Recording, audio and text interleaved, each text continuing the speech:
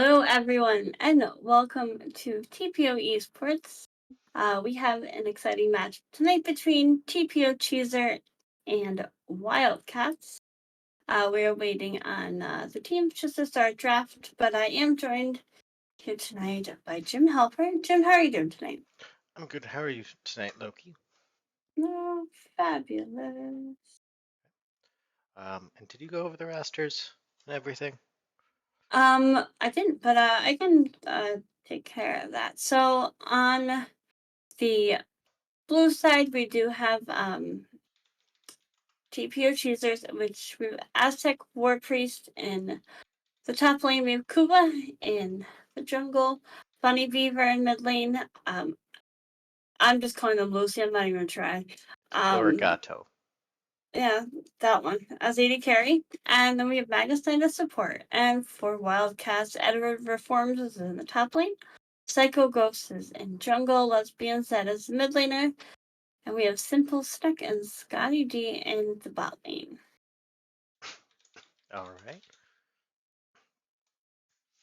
I'm excited for tonight. It's gonna be a long set of times, but we're hoping to do a double stream where we'll be starting off with Cheezer versus Wildcats, and then be moving into Chocolate Thunder versus Argonauts, which will hopefully Yes. be I think exciting. both games are going to be pretty excited. And hey, Jim, it looks like you found your dad. No, that's not my dad. No. One of the players wrote out, the hungry Jin, I am your father. Uh, No, that was because somebody said good luck and have fun, everyone. And I said, don't tell me how to live my life. You aren't my real dad. the I am your father is like a Star Wars reference, and like Yes. you're obsessive Star Wars fan. Like, I think you should seek therapy. That's how obsessive you are. Do you know how many times we watch Grey's Anatomy, Emily? I don't want to talk about it, Jim. Someone has an obsession. It's you. No, it's called good taste. Okay. And how many skins on League do you have? Man, I'm not Over comfy now. over or under 1100. uh, it's under 1100. I It's have under 1100. 1013. Ah, okay. Maybe You kind of slowed down there. I had to Those are think starting about to it for like a second. rookie growth numbers right there. Uh, Normally it's yes. like 100 a month. I mean, 1100 is like not even that bad. 1,000 Listen, isn't even that bad. listen. I'm pretty sure you could go fund TSM with the amount that you've put into League for them skins. I have 1013.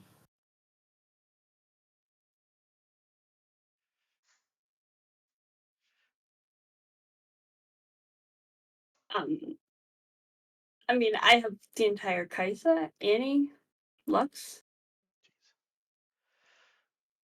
Misfortune. And we're just waiting 1 second. I Skin believe one. um, one of the players possibly went to the bathroom, but we're just checking right now. We wait for the teams to get ready. They are ready. Getting logged. Gosh, pretty sure it says tech yelling at me in chat. Yes, that is Um, Aztec. If you go into chat and you click on it, you can see that it's Aztec based off of um, the little profile image that you got there. That is I spent 110% $300. an Aztec profile. Oh my gosh, yes it is. I spent $300 one time to try and unbox Dragon Blade Ribbon, and 2 months later they released this skin. Aztec, it's Twitch. You click on the name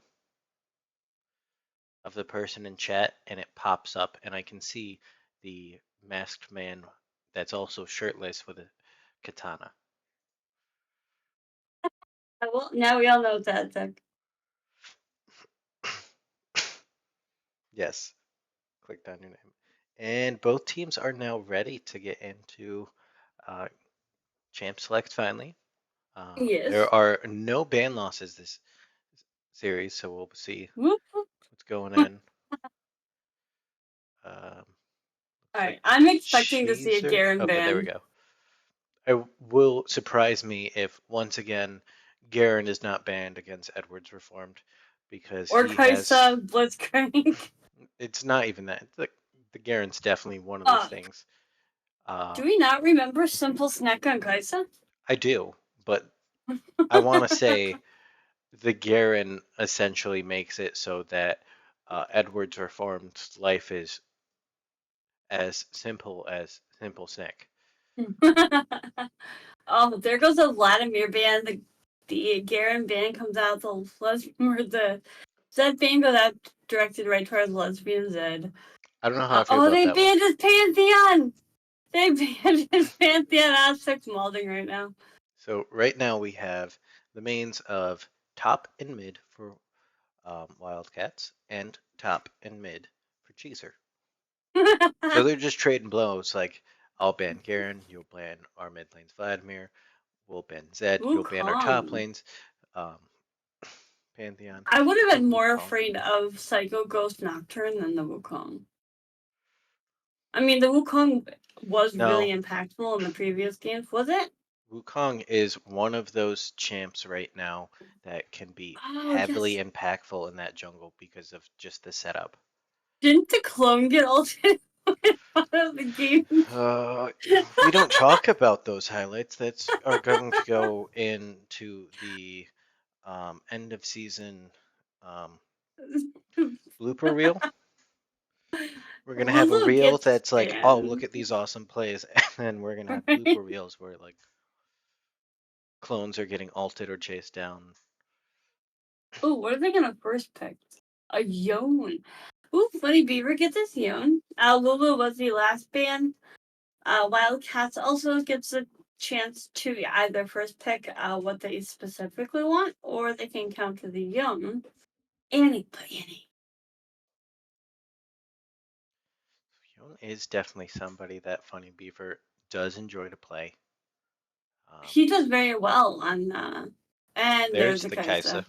It's gonna be Kaisa Blitzcrank. We saw the Blitzcrank that kind of just tore apart. They went They against ripped it to Argonauts last shreds. week. Yep. Yes, it was Argonauts. Like the Kaiser got out of control. She was like 22-1 or something ridiculously high like that. I forget what the actual numbers were. I just know she was like double-digit kills. The Kaisa just had to stand there as the Ooh, Blitzcrank Sejuani. proceeded to spoon feed her in that game Yes. three. So this Sejuani pick I kind of like here because like I've been seeing Sejuani top. I highly doubt it is a Sejuani top because I think it is on Psycho Ghost.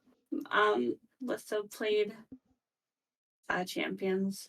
You see an Um, Olaf over here. Who wonder who plays Olaf because I know it is not Aztec. it feels like an Aztec champ Oh though. my gosh. Actually, you know what? Like the champion stuff probably looks like Aztec. I don't think it looks like Aztec. It's an Aztec champion. Please Let me scream at you while running directly at you, swinging axes around. look But at. I definitely think that Oh, Sejuani's gonna have to be something that they do set up around a Sejuani with a full range team or very. Jim, we never announced that Milio or Emilio was open. Oh, okay. Um, Oh, that was our bad. Sorry. Don't pick it. I'm just kidding. I'm gonna go post it. Sorry, Aztec. and there is the Blitzcrank. So we did see the Kaisa Blitzcrank from last time. And it's Nami as that support. Um, we're getting the phase 2 bans out now. And they just take away the Lucian. A good idea because Lucian Nami is still kind of one of those set in stone bot lane duos in competitive play, especially in professional play. You see that very often just because the can easily outputted damage in that early game between the two. Yeah. Ain't That's, need that's Diana. um, So they might be looking at it going like it could potentially be a Sejuani top. I don't know if I don't think Lesbian Zed so. plays Diana mid. Very. I believe he does. I believe that, or I don't know if he or she. Have to correct me on that one. But I believe they do play Diana on mid. The Ezreal ban comes out, Lucian, so they just pretty much banned well, So Lucy plays they Nami. they banned um champs that are easy to get away from that Blitzcrank hook. There's Yeah. dashes on those two champs so that they're going to move around. And that's a Oh, Jax the ban, Jax which ban. is Oh, it's thank a you, she. Wolfie. Thank It's you, a she. Wolfie. Okay. It's a And Jax my ban that is apologies. onto Edwards Reformed as well. I want to say his second most played Oh this no. year as a top laner. I So we do oh, get to a see the interesting Silas. and a So silent. Silas was, I believe Silas was picked by lesbians that before, I don't recall. maybe. I've been quite busy today I with trying mean, to update prediction stuff. So, yeah, guys, we're gonna have new music. Let me see well, that it's going to be settings. different music for each break instead of the same playlist Yeah. restarting each time. Um, Oh, the Gragas was Insolok, which is definitely one of Koopa's go-tos he in is the playing for jungle. Cheezer as the support. So that's Gragas, Jungle, and then a Varus ADC. What? Oh, Um, yeah, I was like, wait a second. it can do a Um, lot. I don't know how safe I would feel into a Kaisa Blitzcrank.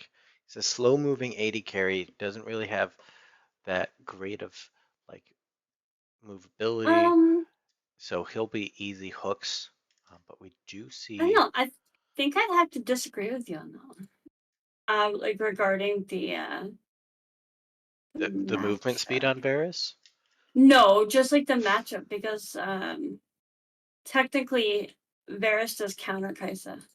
Yes, but he also has to survive the fact that there's a Blitzcrank in there that's going to be looking to throw hooks at him. And when you are one of the slowest moving AD carries, you're not going to have a Yeah. fun time.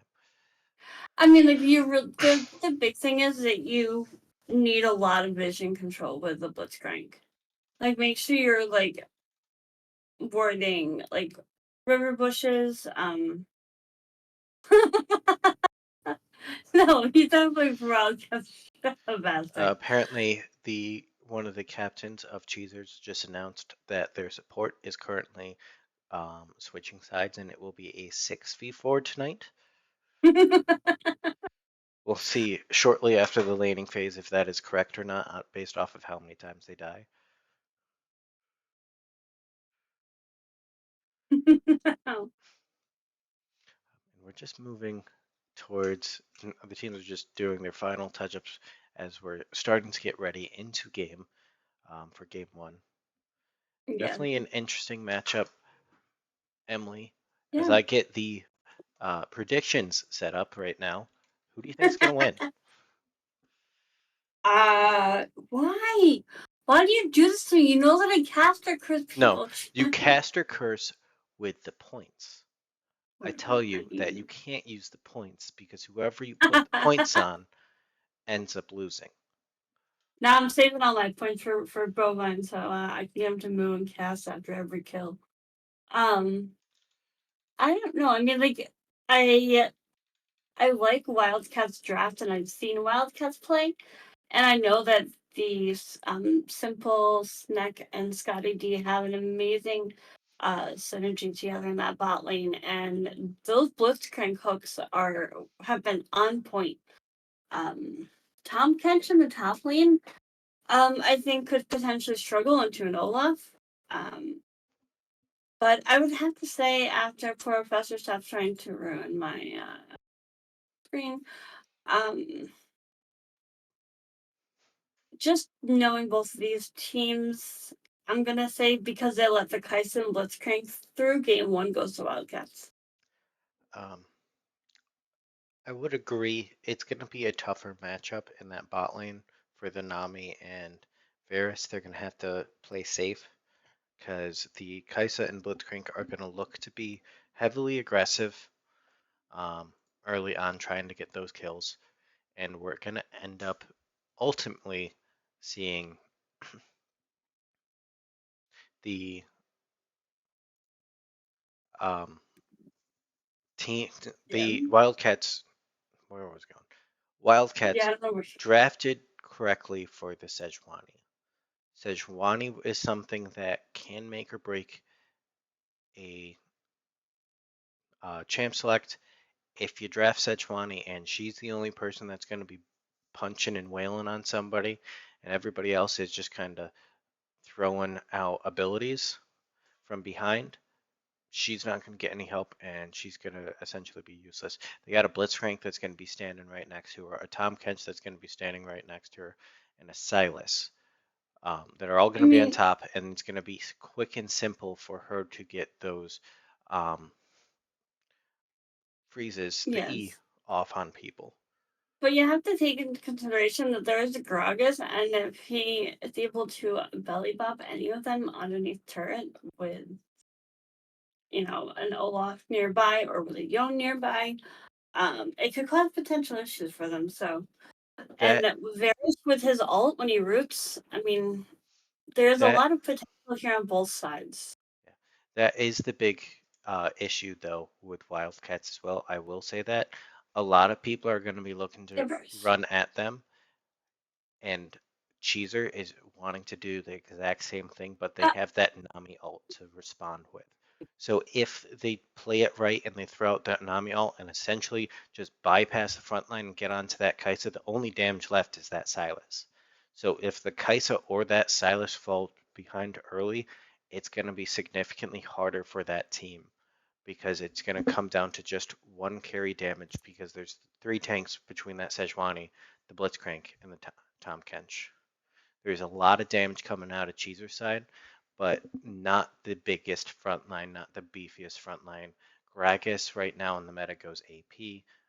Yone is yeah. going to be lifesteal, um, healthy and tanky, and the Olaf Sir. is a bit bruisery, but if he doesn't have his ult, he can easily be locked down or grabbed or um, stunned and just ultimately killed off quick while the rest of his team watches. So it's going to be something that's ultimately up to when the fights are taken and who has that Yeah. early lead. Like I said before, their Cheezers is really gonna need. Can you not knock everything off my desk? Thank you. No, it's a Um, cat. Why yeah, did you get Chippers is cats trying to knock my except to knock everything off your desk? apparently. Like I said, Cheezer is gonna have to, or Cheezer. Can you guys please put an S at the end of your name so I can stop No, it's because mispronouncing it's it? like Weezer.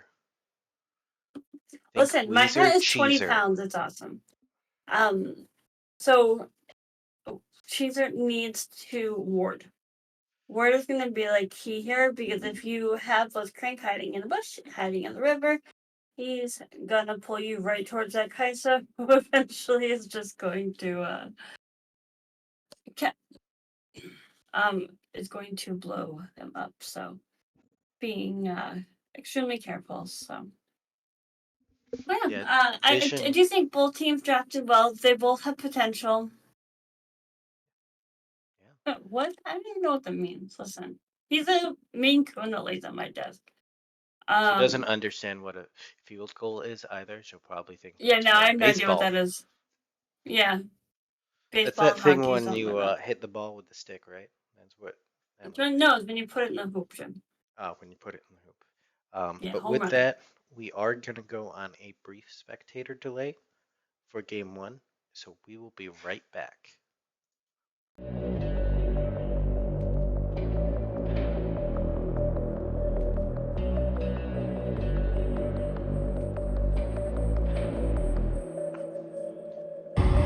All I do is work. Hustle, grind, hard, I ain't never gonna stop, nah.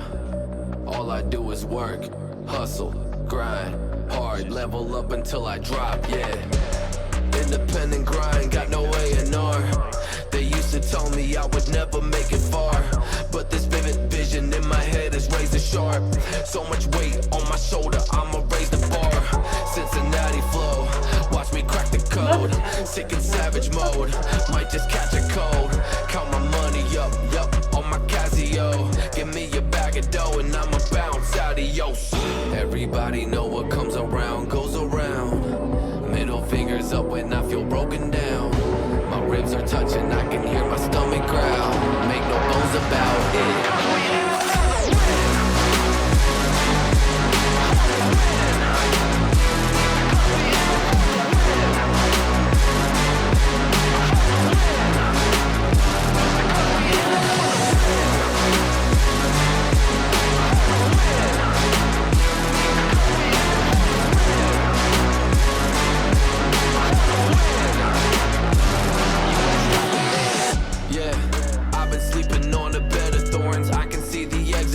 Take me out this mental ward. Check the weapon drawer. Life's a checkerboard. It's time to settle scores. That ain't just a metaphor. I be rocking my shows and I pop the cork. Got my pockets on swole cause my profits soar. Better lock your doors cause I'm like the god of war. Ripping out your rotten core. Y'all are fake across the board. Y'all too savage. I keep it moving cause I got flow. Trying to dodge every pothole. I'm a rapping version of Picasso. Invest everything that I got so I chip in my cheese like nachos. Bet on myself and hit the lotto. Estoy algo cansado. Así quiet. Everybody know what comes around goes around. Middle fingers up when I feel broken down. My ribs are touching, I can hear my stomach growl. Make no bones about it.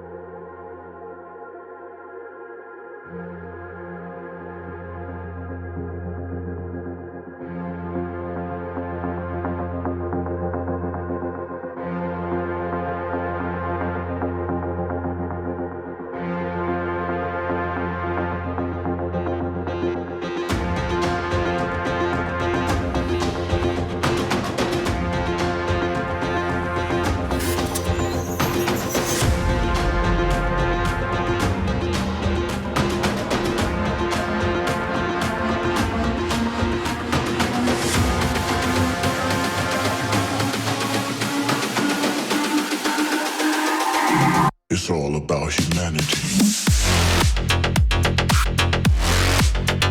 About humanity.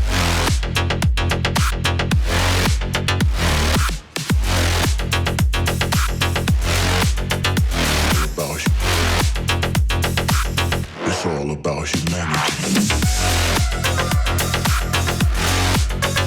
About humanity.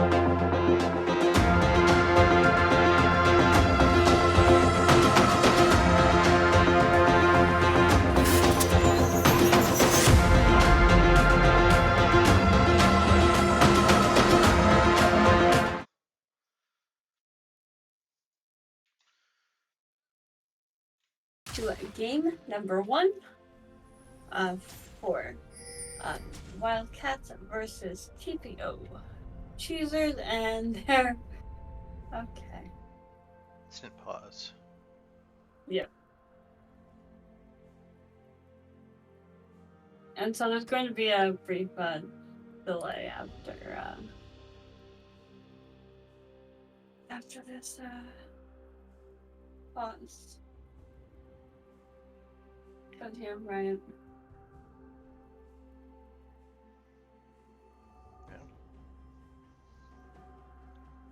Doesn't look like anybody had any sort of difficulty connecting. Oh yes, it did. Somebody did? Their cat jumped on their keyboard. Oh.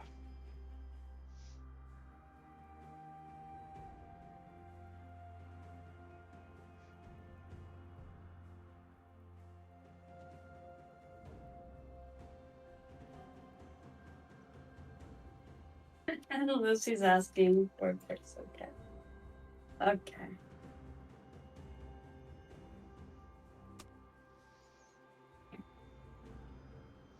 Cat jumped on keyboard. Keyboard and drinks went everywhere. Keyboard what?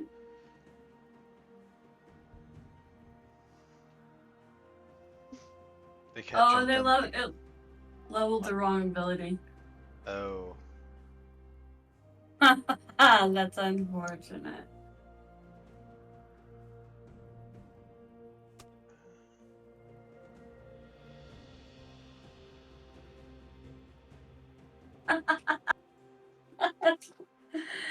Check said he's very sorry, and he will level E in consolation.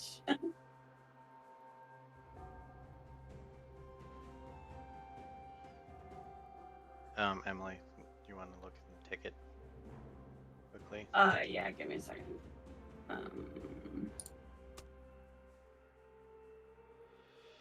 Just checking right now.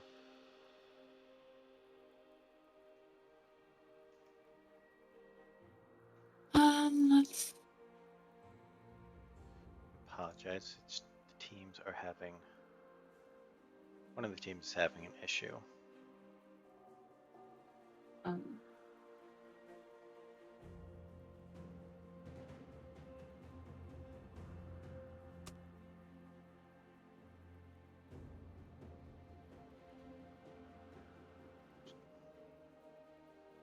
And it apparently is going to be a slow but fun night tonight.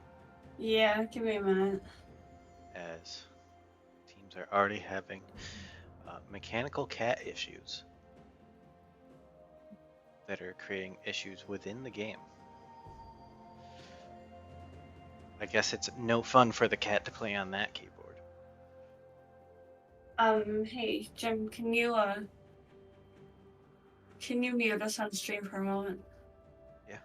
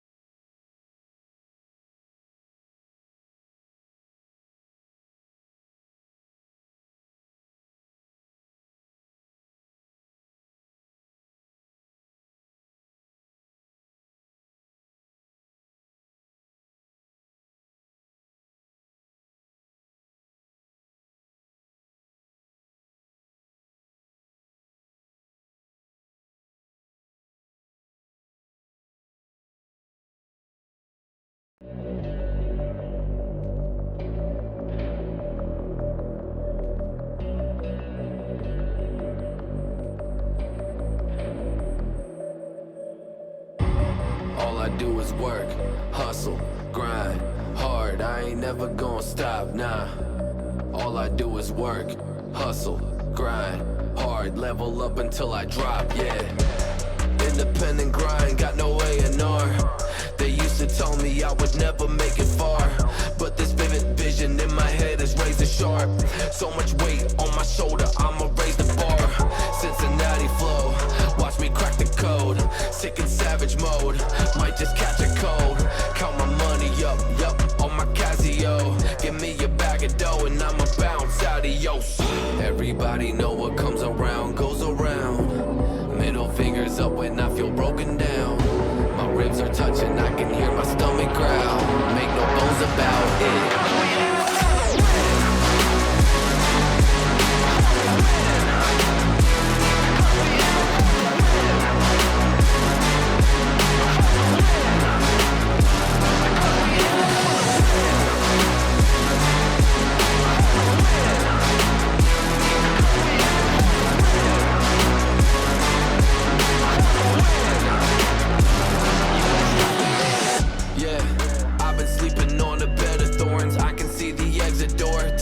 This mental ward, check the weapon drawer.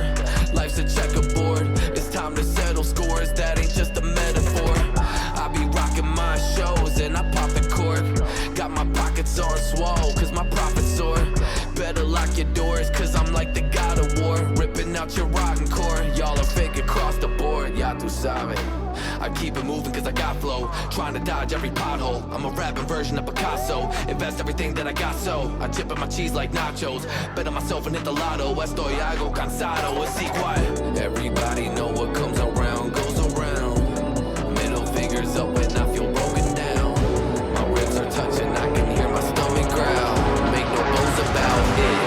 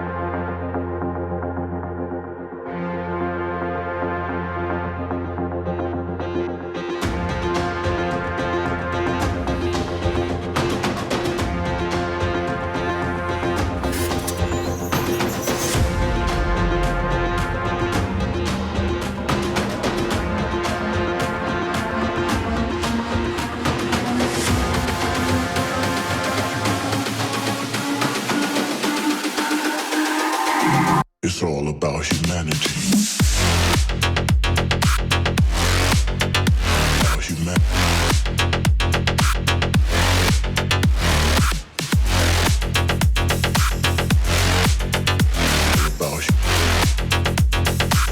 It's all about humanity.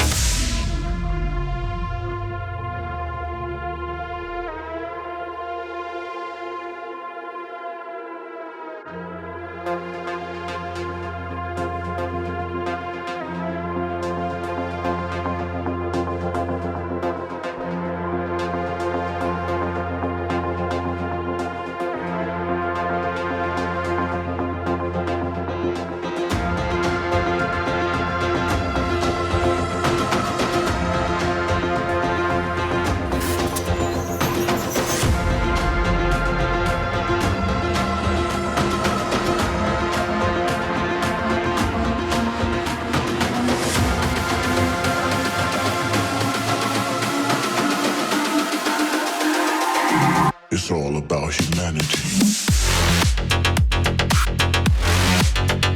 About humanity.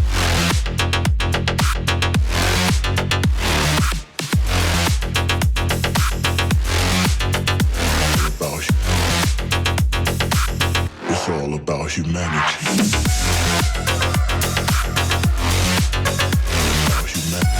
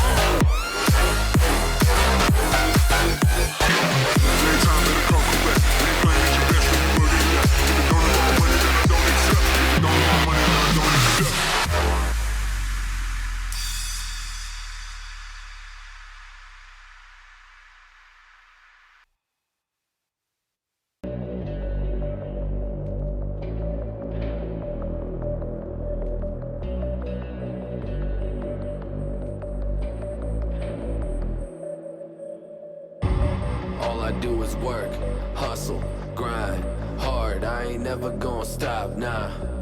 All I do is work, hustle, grind, hard. Level up until I drop, yeah. Independent grind, got no A&R. They used to tell me I would never make it far, but this vivid vision in my head is razor sharp. So much weight on my shoulder, I'ma raise the bar. Cincinnati flow, watch me crack the code. Sick and savage mode, might just catch a cold. Count my money up, yup, on my Casio. Give me a bag of dough and I'ma bounce, adios. Everybody know what comes around goes around. Middle fingers up when I feel broken down.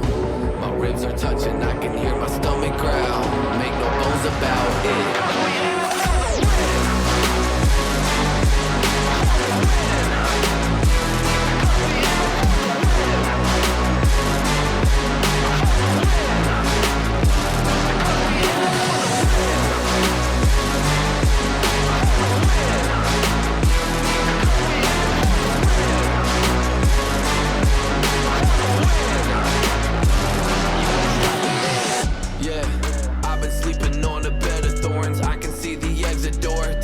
This mental war, check the weapon drawer. Life's a checkerboard, it's time to settle scores. That ain't just a metaphor. I be rocking my shows and I pop the cork. Got my pockets on swole, cause my profits soar. Better lock your doors, cause I'm like the god of war. Ripping out your rotten core, y'all are fake across the board. Ya tu sabe, I keep it moving cause I got flow. Trying to dodge every pothole, I'm a rapping version of Picasso. Invest everything that I got, so I chip in my cheese like nachos. Bet on myself and hit the lotto. Estoy algo cansado, it's igual. Everybody know what comes around goes around. Middle fingers up when I feel broken down. My ribs are touching, I can hear my stomach growl. Make no bones about it.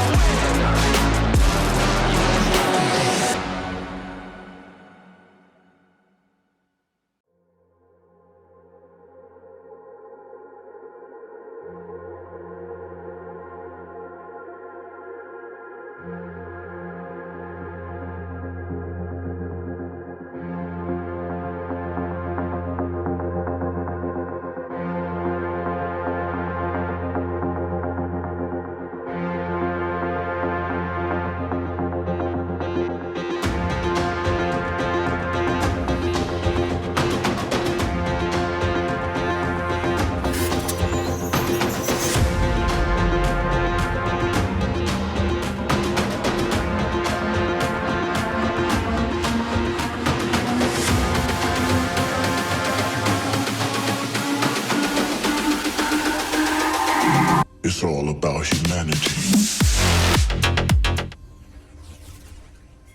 Hello, everyone, again. And now we are actually going into game one of TPO Cheezer versus Wildcat. And it's actually going to happen now. So yeah. We had a little technical issue. I mean, they do have a saying that, they are cat holes for a reason. Listen, I don't know even what was going on with my direct camera there. It was just like, hey, there's a nice little flash apparently by the bears, Ooh. But Um, hey, the blitz hook was avoided. So. yeah. It does look like they're trying to go in on the side here and get some maybe vision into their I think jungle. they're I know it's looking for just that staying red low, buff. but Well, there's nobody oh, that positioned over there. Nami got split off and went to top side, so just that yeah. Varus on that bot side now. Yeah, But they're they just were trying to get some deep vision there. backed off. I don't know why they didn't stay. They had enough numbers. Could have taken the Hello, red we have a buff. commentator. That's Jim. Yes, it is I, Jin.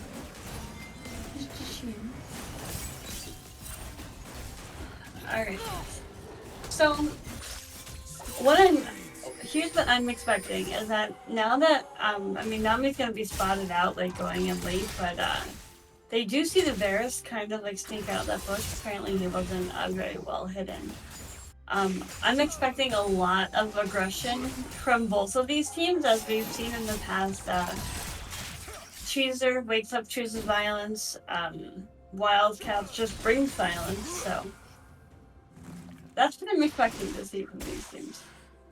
I'm not entirely. I want to say Tom Kench does win that top lane matchup. I'm not entirely sure. Yes, but does Aztec win that top lane matchup? There's a difference between the champ does or his player does. There's a hook by Blitzcrank in. Oh no! Varus is already almost dead. An isolated Q and the ignite. They hit level 2 and the Varus almost went down instantly. And a gank mid lane onto Funny Beaver. He flashes over the wall to avoid getting stunned in a bad position. Good play so far by the Wildcats as they've gotten 3 summoner spells, a flash forward by Scotty Dewey on that Blitzcrank. The hook does go wide though. You know, with the early gank from Sejuani, she was able to get her E off on Bunny Beaver, and she goes in again. And this Silas is not afraid to dive under turret. No, I think they're just kind of looking at it going like, we can abuse. Another hook going out, but it does go wide once again. Looks like they need to play careful, and they need to place vision in that tri-bush is going to be a key point for vision for the side of Wildcats. Because now they can see Nami's walking right over that word that let's put down. So that's kind of putting them in a rough spot here, but the director camera wants to see Edwards Reformed and Aztec wait. Was it a wet noodle fight each other? No, this isn't a wet noodle fight. There's a decent amount of damage, and Aztec keeps on fighting in those big minion waves, which is ending up hurting him a lot more than what it's worth. He's up in the CS, but he's down in health. And in level, because Edward Reformed had hit before. Oh, he's trying to go in, but the Tom Kench passive is up. Meanwhile, fight in mid lane. The Yone trying to get the better of the Silas, but just getting too much damage dealt onto him. Yeah, this Yone's kind of struggling a little bit against Silas. I don't know what that matchup is personally, but it's definitely crippling him in CS. But the bot lane is even, which means that they're doing well. First blood over to the Olaf as the Sejuani comes in. Good play to get aggressive and make sure that he doesn't go down for nothing. I mean, Sejuani's kind of taxing that way a little bit. Olaf's not Olaf. The Tom Kench teleport is used to get back to lane, kind of just to make sure the wave is not crashing into his turret. Aztec did not bring teleport. He just flash ghost. Not a lot of Olafs do bring teleport. A lot of them do go for the lane than anything else. Yeah. I would like to point out the jungler for Cheezer did catch on that Sejuani had stayed top lane for a longer period of time, so he's trying to go for this first early Drake, a very early Drake, as we saw that he almost died there. Yes, if Denami wasn't there to heal him up a little bit, he would have gone down. That would have been an execute, which would not have been something that we want this This early. is a big misplay by Aztec, as he's Aztec. not level 6, and the Tahm Kench was able to devour him and drag him under turret. No. That's another kill that goes over to Wildcats. That puts the top laner 1-1-1 and Sejuani 1-0-1. Aztec was able to pick up the Tiamat, the first fact he picks up, the tier 1 boots. So he's a little bit ahead in items. Let's see. Gold-wise, surprisingly, they're fairly even. No, they're not. They're 300. I can't do 300 math. gold lead for the Tahm Kench. It's currently up 6. I don't 10, know. 11 CS so far this game. Yeah, we're gonna have to work on the caffeine with you and I. If we're doing 2 games tonight. We did see a flash for a flash traded by the supports. Blitzcrank looking for another hook. Ended up getting Nami to blow her flash. And that was actually a Hex flash from Blitzcrank that was used. So he now has his traditional flash up. Sejuani did try to go in mid lane for another gank, but was spotted on that ward in the river. And Gragas was also able to kind of keep an eye on her. So it looks like she is headed back topside. Probably just gonna clear Krugs if. I mean, if she's smart, she goes in for another gank because Aztec's playing very aggressive for being as far behind as he is. And normally when you play aggressive, you get punished by the junglers. So, and top lane, you're on your own little island. See that the Gragas is sitting mid. I'm choosing to go in now after the wards are placed down. Aztec's caught out once again. The Sejuani's top, and a third kill goes down from that top lane. Second kill for the Tahm Kench, who's going to be getting closer and closer to that Heartsteel that he's working on. Yeah, this is not good for top lane. It looks like down bot lane, Varus is in the lead CS-wise. I'm not sure if that's just because Kai'Sa backed off, or if they're just applying pressure because the directed camera's been so focused on top lane. Well, there's been a lot of fighting up top side. They have done a job. See the Yone and Silas once again trading blows back and forth. Yone's playing a little bit behind because he did take a lot of pressure early on. That did cost him. He is a bit more of a scaling champ as well. But the Silas is going to look to go scaling because it does look like he's looking to build that Rod of Ages. Yeah. I do want to point out that the Herald was picked up by Sejuani. Tompkins attempted to roam down mid lane and didn't quite work in our favor. But, nice bump from the Gragas, which was able to take down the Silas.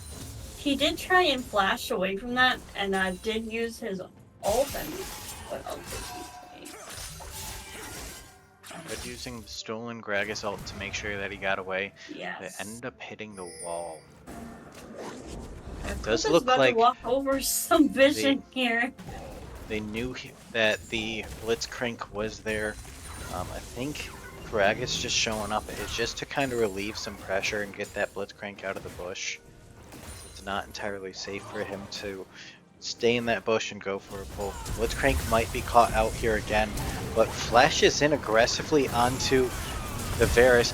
Sejuani with a huge flank, ulting down the Varus. Blitzcrank goes down in return, currently a 1-for-1. Nami's on getting chased down, just one auto away. Will it go to the Sejuani? She's Kuba belly bops back in to save the Nami, but ends up going down himself. stepped back and forth a little bit too much there, and instead of making a big hero play and getting out, ended up going down as well. And Herald is dropped bot lane That's to rough. knock down some more turrets, give some more gold over to that Kaisa. It does look like Wildcats are going to rotate into the second Drake, first Drake for them. It is an Ocean Soul, Ocean Drake, which will be good and helpful with regeneration. That was a rough play down bot lane. I mean, it was well played by both sides. This Varus is going AP. Yes, that's understandable to go AP. Ooh, but the Blitzcrank does land a huge hook onto the Yone. A trade of Yone ults and the Gragas ult to make sure that the Yone gets out with his flash. This Gragas is actually playing extremely well to protect his team. Unfortunately, he did have to go down for the Nami like we saw earlier. But the return save on mid lane was actually very helpful for the team. It's currently 3-5. There's about a 2,000 gold lead. Top lane to make sure that that Aztec doesn't go back under. Varus is caught out once again and just shut down. The Olaf is trying to run away from this Kench at low health, but isn't able to get anywhere close. He's able to get out. The bot lane is a little bit rough here on the side of TPO Cheezer. With that Herald drop and the engages from the Sejuani taking down the Varus, put him behind a little bit as Kaisa now is full Kraken Slayer. That is massive. Yeah, that is a 12-minute Kraken Slayer that she's currently in the lane with. Miles ahead of this Varus, who is going AP Varus. It's going to do a lot of damage, but ultimately comes down to it's going to be a lot of poke damage. And it's going to be heavily reliant on the Yone and the Olaf to kind of do the AD damage for the team. I think that with the first turret down, it's going to make it rough on the other lanes. But basically, Kaisa and Blitzcrank are rotating down mid, which Nami did rotate, giving their solo lane experience. But it's kind of going to cut down on their team fights a little bit. Good E by the Yone to dodge the Blitzcrank hook.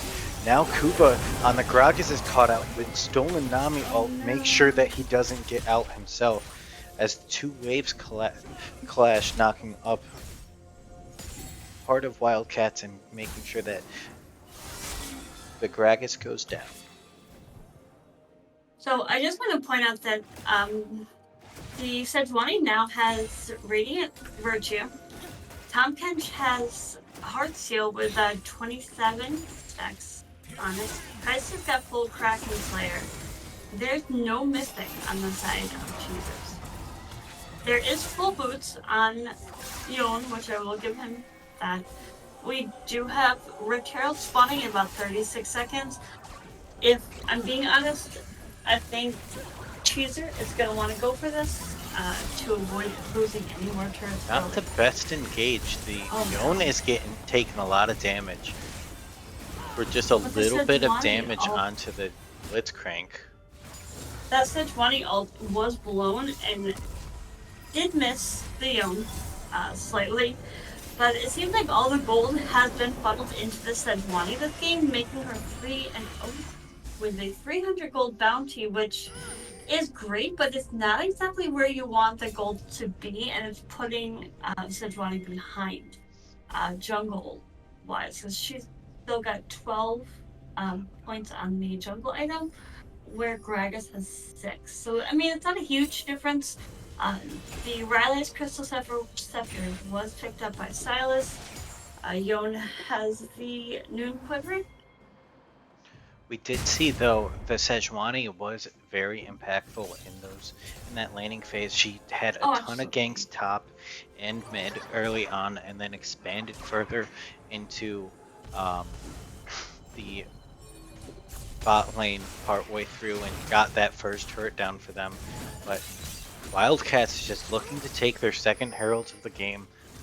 They can drop it mid or top. I'm guessing mid because the Drake is going to be up in 15 seconds. And it will be big Oh, for the them to Yon be... ult has been stolen. Yeah, Yon ult being stolen could be a big engage for Wildcats as well. Something that they have to be cautious of. Gragas currently being zoned out by the Blitzcrank. As Wildcats look to claim their second Drake. This is in Infernal Soul, so anybody that gets that Drake is going to be doing a lot of damage later on in the game. Flash blown by the Varus, trying to get away from the Blitzcrank hook, but Nami's caught out by Tahm Kench, and she's just gonna get killed off, wandering around in the topside jungle. I'm not entirely sure why she was by herself. Yon kind of just left her there. Yon's now going in mid lane, gets the passive E proc off of the Sejuani and barely makes it out based off of his flash. Turret now goes down and Gragas is getting chased down and has to back off. That was a rough one. However, they did give over Kai'Sa and Blitzcrank, and if you look over Wildcats' history, they kind of have history of going Kai'Sa, and especially in these series, Simple Snack has been giving Kai'Sa several times that we've seen to be detrimental to the other team. So they're probably gonna either want to take Kai'Sa or ban it, and then ban Blitzcrank. I don't know if it's the Kai'Sa and Blitzcrank though that's the issue. They have a lot of power coming from that top side. The Tahm Kench 3-3-1, bullying down a level ahead onto this Olaf. He's now getting caught out himself, but able to W away. The Sejuani's 3-0-4 and already has the Mythic that's gonna be healing up allies whenever she ults. Yeah, the Kai'Sa has a decent amount of gold, and so does the Sylas. But now Yon is looking in onto the Kai'Sa, but isn't able to deal enough damage down to secure a kill. Varus is trying to chase down the Sylas, but Varus is forced to just back off. Isn't able to keep up on him and doesn't want to go too far where he ends up getting caught out himself. He currently only has that man immune. Yon goes in and gets a kill onto the Kai'Sa in a 1v1. Flash and Ignite was oh no, Ignite was burned by there, and Flash on that Kai'Sa was burned trying to get away from Yon. Hashtag just keeps fighting. He's like, I'm craving violence this game. I'm going for it. We're seeing that the Olaf is kind of slowing it down for themselves and no longer having multiple kills go over. They farmed up to have a fully stacked Hydra and are able to kind of start going blow for blow with this Tahm Kench that was dealing a lot of damage to him earlier.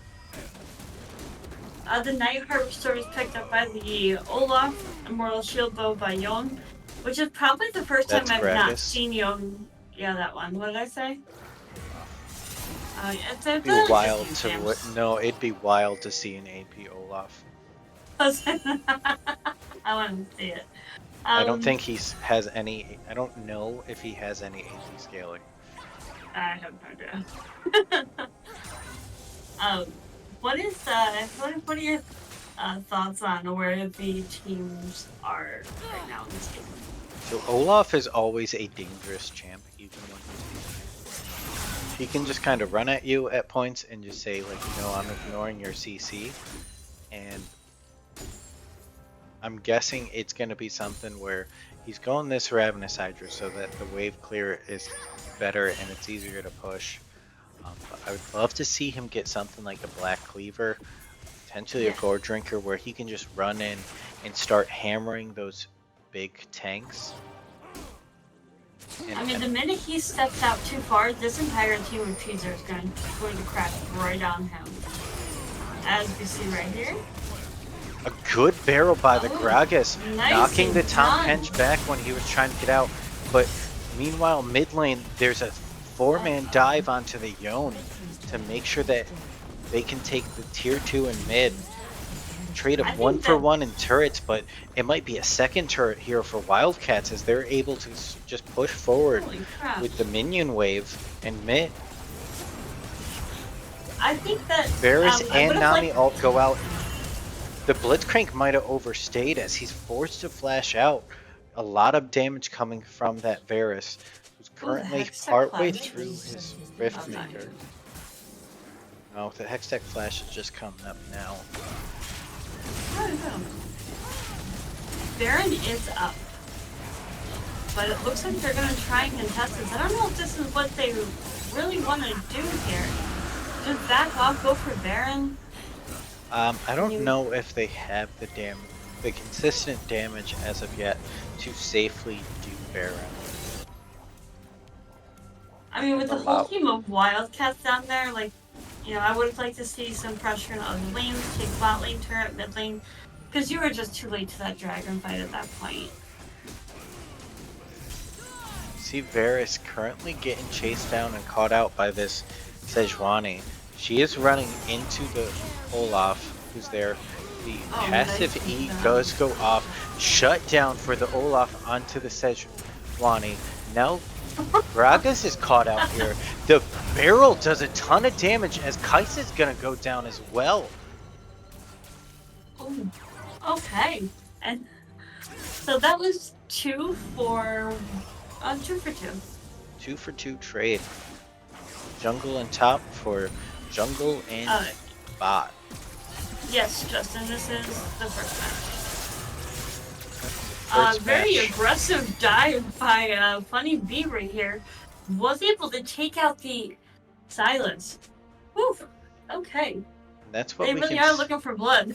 That's what we can see from Yone Dear Lord. a lot of times for Yone. He uses that E to kind of start a dive, and then when he gets low or the kill's going almost over, he recalls back to snap in that damage quick.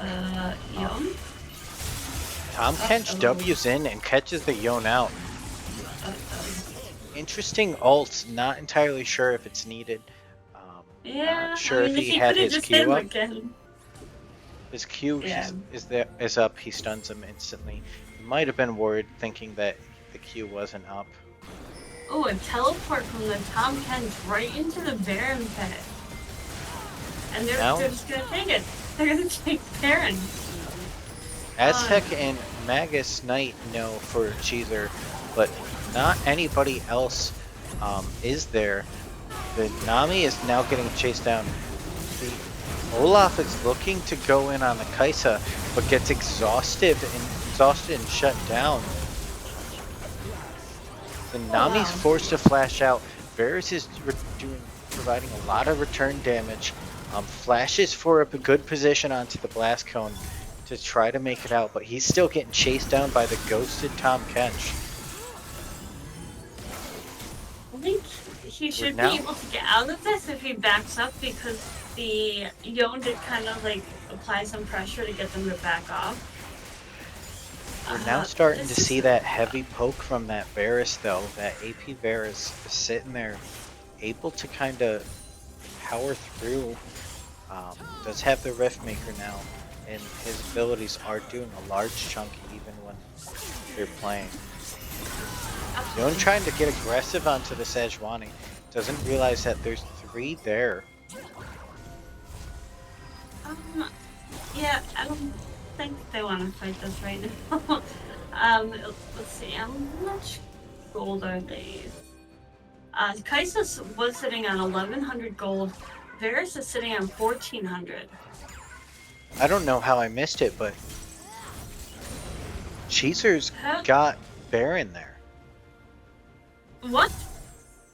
Go back in the Jesus, chat. Did Olaf steal Baron?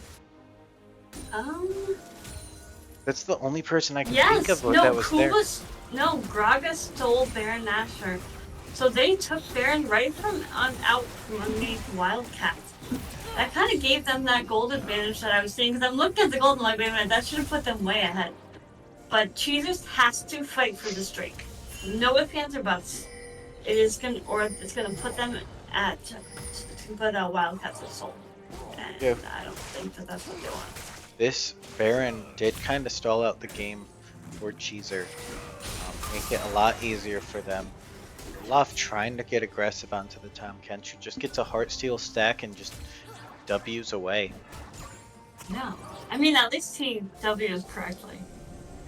Not into Dragon Pit walls. not into the wall. Dragon Pit. You'll see the Sejuani looking for a flank, but it looks like Olaf might end up walking towards her, but he's currently distracted by the minions. The Blitzcrank and Sejuani team up to just shut down the Varus before he can even say a word. Yone goes in and gets the Kaisa, recalls back to his previous position. The Olaf is on the background as well as the Yone is just chasing away the Sejuani. The Gragas takes down the Silas. Now we're seeing the issue of this big beefy front line. Once the the Kaisa goes down, Silas is left as the only source of damage. That was a great fight from TPO Cheezer. That kind of put them back in the standings here and heading gold. The scoreline's 13 to 15. This is gonna say this will be second Drake for TPO Cheezers, and I'm gonna call them Cheezers. I'm making them change. It's Cheezer. Like I don't Easer. care. It's Cheezers to me. Oh. Shut up, Jim. Oh, and Will did tell us that Koopa dove in and smited. I apologize to the chat. I am not fully awake. I tried G Fuel for the first time today, and I got nothing from it. Really? Nothing. Like, I Hey, drank yeah, the bye-bye. monster, and I was like, okay, that gave me a little bit. This G Fuel is like, I don't know, water? Looks like I'm solo casting when I go to the store to get here. No, I can go downstairs and get a W, but we see a fight down here bot side. Bunny Beaver on this Yone trying his hardest to make sure that he gets something for it, but does go down and trade for that turret. Mid lane turret falls down as well. A good comeback so far, it looks like, for this TPO Cheezer team. Is winning a decent amount of fights, even fights that they're not getting to a good start. That Varus was essentially down before anyone else in the fight. The Q poke from that Varus does just barely miss the Tom Kench, doesn't give a chunk onto him. As we're seeing kinda a mistake from this Cheezer, the Wildcats team. They went heavily onto armor, but now we see the Olaf getting caught out. He's going through Ragnarok, trying to chase down the Blitzcrank, and does get one in a 1v5. Turns around to make sure that he takes one with him. That's a whole lot of people for one Olaf. Yeah, and that I was mean, if they want the Baron, that was the play, but... well, that was a big mistake, because they took the Olaf and traded for the Blitzcrank, and Yone had backed, and the rest of Cheezer was standing there holding their hands in mid lane. They needed to be pushing something, getting something there, but ended up just kind of giving the shutdown gold over. Smite does come down, and the Gragas is able to secure his own blue buff there. You see And he is going to have Smite for this Baron, so Cheezer can make a play as a team. Well, now that Olaf just responded. If we can make this play, it might be a chance. But Blitzcrank is here. The Uh-oh. flash from Nami is gone as she panics, thinking that it was a Blitzcrank hook instead of the Silas ult. Varus ult does go down, trying to chunk out the Sejuani. Olaf's in the backline already, on top of the Kaisa. The Kaisa is getting attacked as the Yone dives in as well. The Silas is down, and they're just shredding through the team. This Olaf is massive for them. Absolutely. Kaisa was able I to can't get out, but Silas, go the from Tom there. Kench, and now the Sejuani go down as the second Baron is going to go to Cheezer. They had a Okay. rough start, and they're Yeah. dragging their game back. Kaisa Kaisa's- is in their base, but that is not where Kaisa wants to be with an entire team with Baron buff. I think that's where she needs to be right now, because otherwise her team's in trouble. She was the only one to make it out of that fight. They're now having a lot going for them. She's trying to 1v1 this Varus and is able to get a kill and take him out. That's one Baron buff down, but she needs to make sure that the rest of the team is able to get something. The Olaf ult is down. They can try to commit and take down this, but it's back up. He's able to get up there. The Olaf's ult is stolen by the Varus, but he's trying to just 1v3 this team.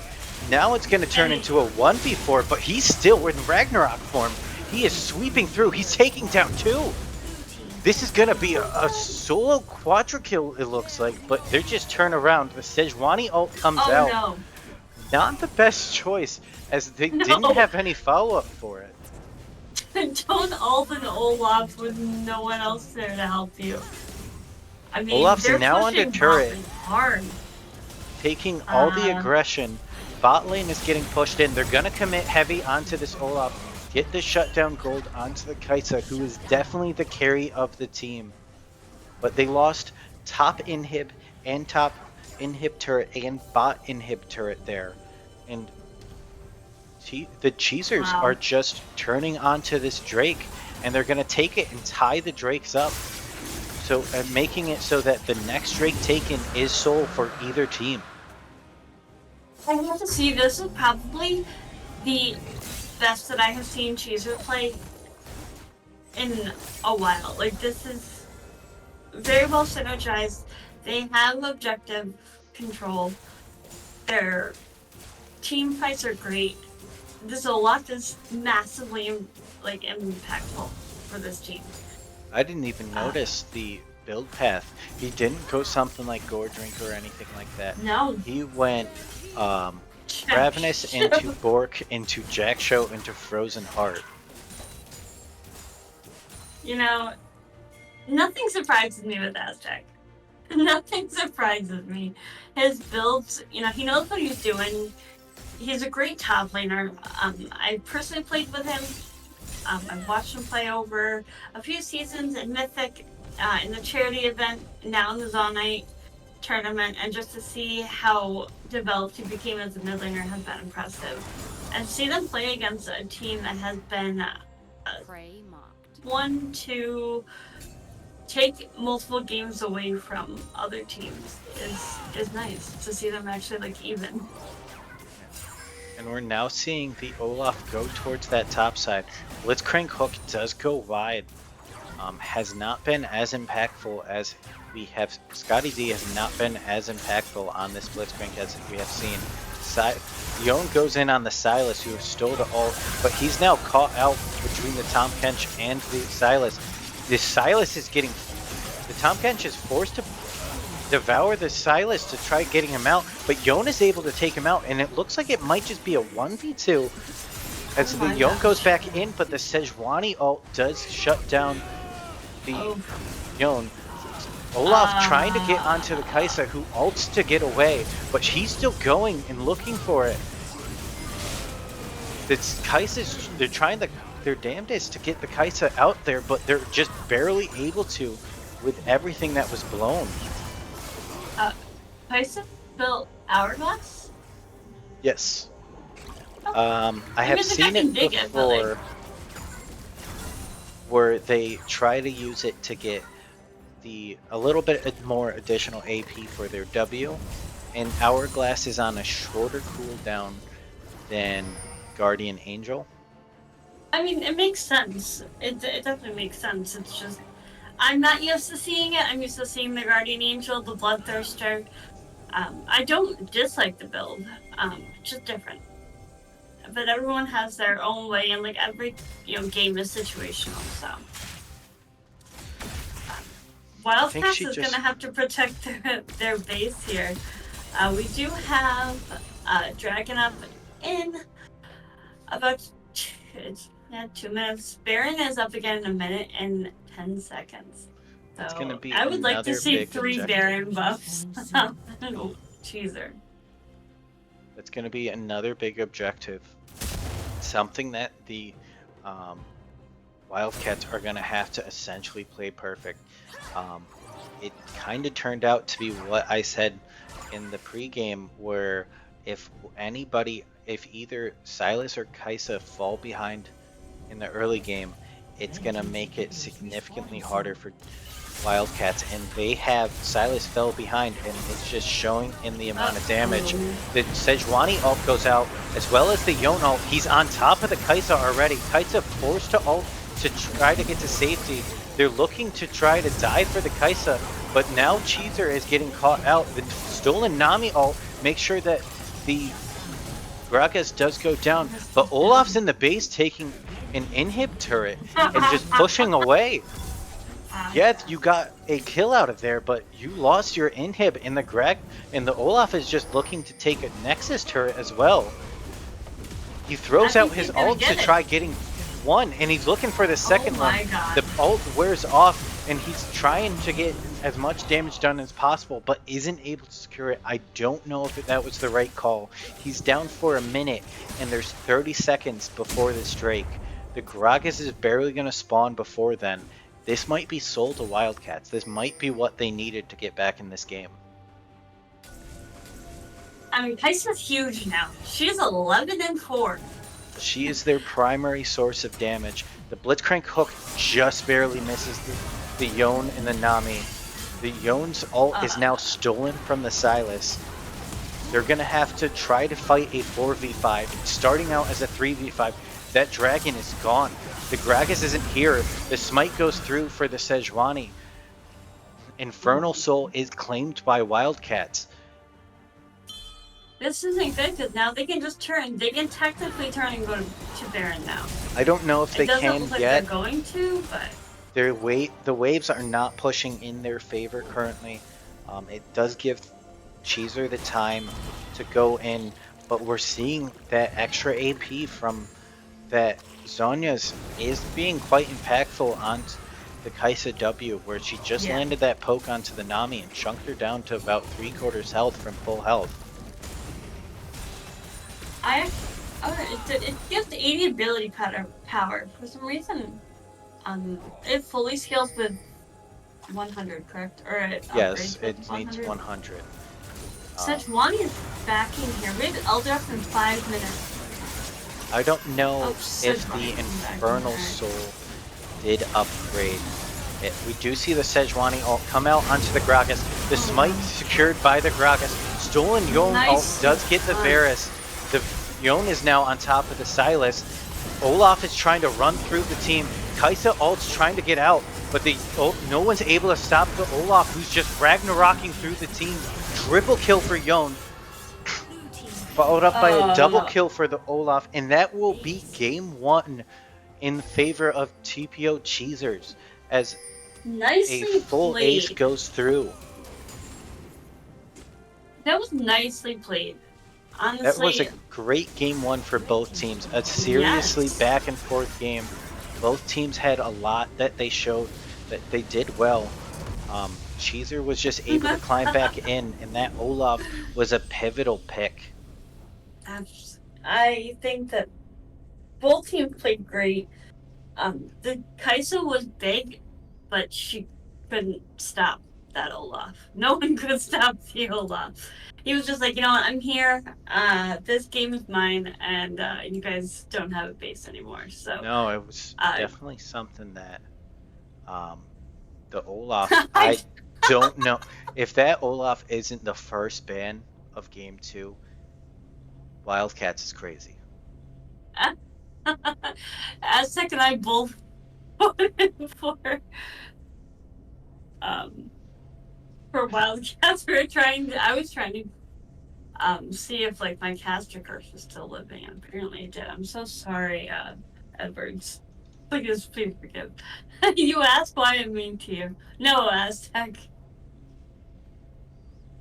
Emily's just Where mean to all. am I? What? What? What? Did you Hey? just say I'm mean to all? I did not say anything. And we're just getting ready to see about starting draft for game 2. Yeah, I have. Just Oh, waiting sorry, I on forgot to. updates from the team captain That's of because Wildcats. I never invited them in. Emily, don't do. What?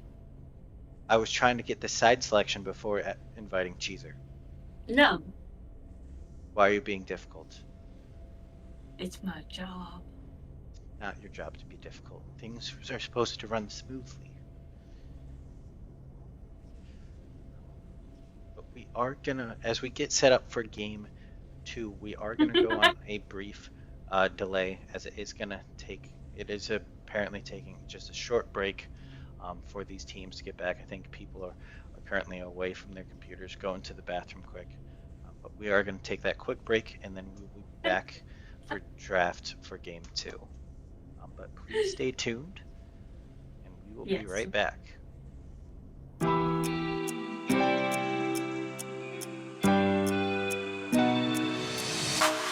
Try your luck and take a chance. Give all the risks in this moment. Take my hand, then break my heart. I'll never walk this road again. Stumbling steps grow to a dance where things change forever. There's no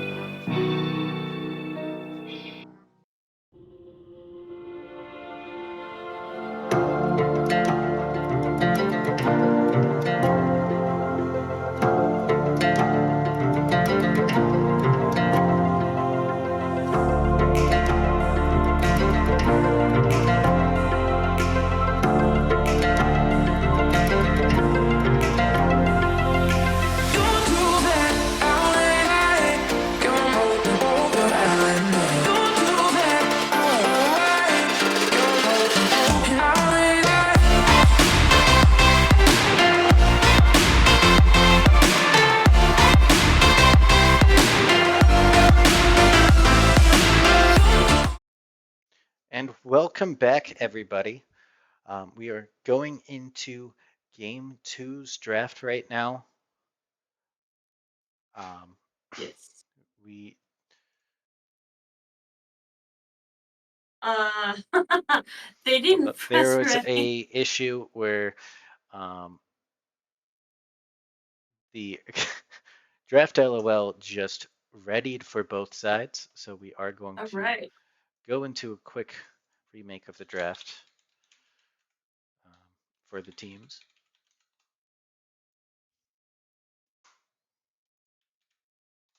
Emily, if you can talk while I get the draft Yeah. links Sorry. set up. I'm like watching them. I'm like, um.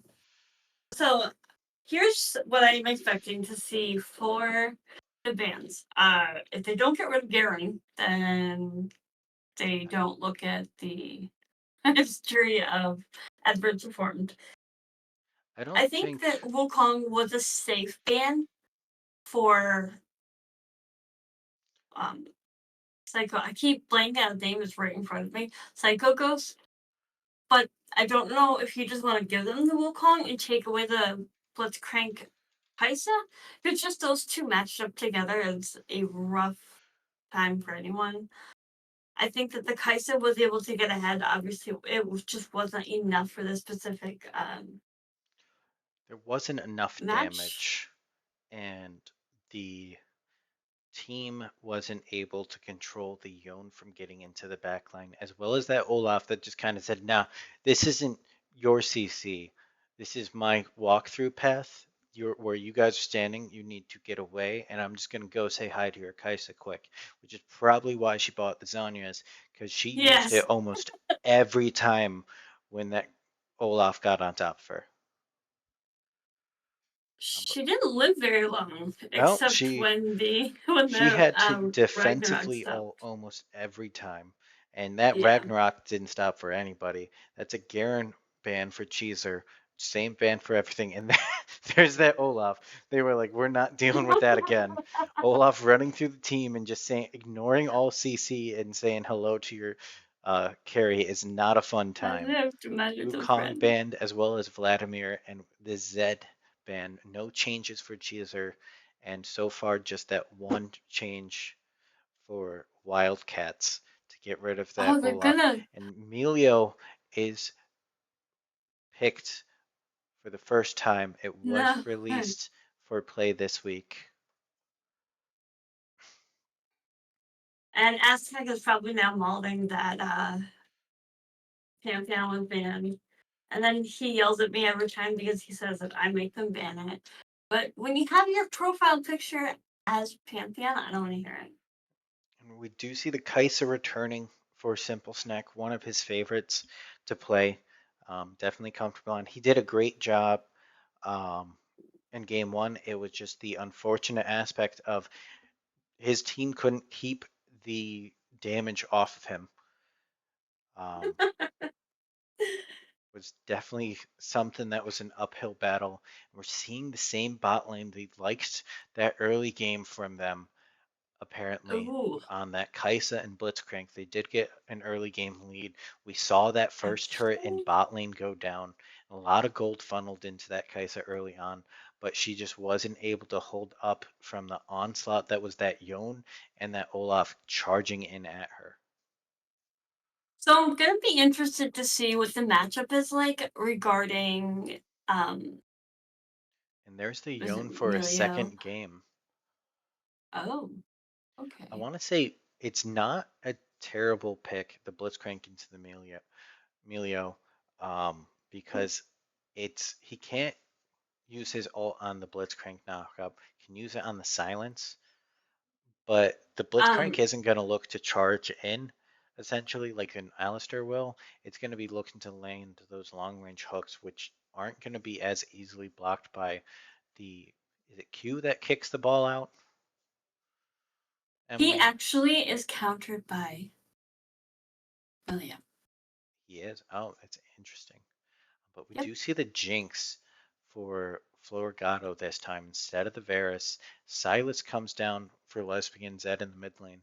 So apparently he didn't think that he played great that first game and just wants the salty run back so She, far for that um, mid lane she. matchup. Sorry, apologize. Salty, true. No one counters Shopkeeper, Actually, but no. we do see That the is incorrect. Gragas ban, which You did do a counter. lot. No, the enemy's Justin shopkeeper giving counters. discounts counters your shopkeeper.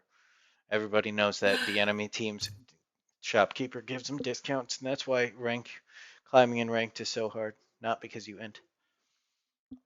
Uh, But we see the Gragas and Zac banned by oh. Wildcats targeting that jungle, and the Sejuani and Jax No, my banned. God. So once again, Edwards Reformed is going to have to choose something to kind of pick up. Maybe the Tom Kench again. We've seen him do well. Um, He did fine in that early game phase. It just ultimately came down to those team fights where he couldn't stop the damage going on to the Kaisa. That's a Vi coming out for Psycho Ghost in the jungle. So they're saving counter yes. pick for top lane to see if there's something that they can use. Um, and this is I'm where we're trying going to to think see of like who would be a good matchup into buy for the that's a junglers. So Mordekaiser. That is something that can be flexed, so we don't know as of yet if it's going to be jungle mord or it's top lane tough. mord. It's Um, tough. it probably is likely top because It, it's something in Aztec, it the varies. War Priests um, I would say champion pool. either a Jarvan would be good here or a.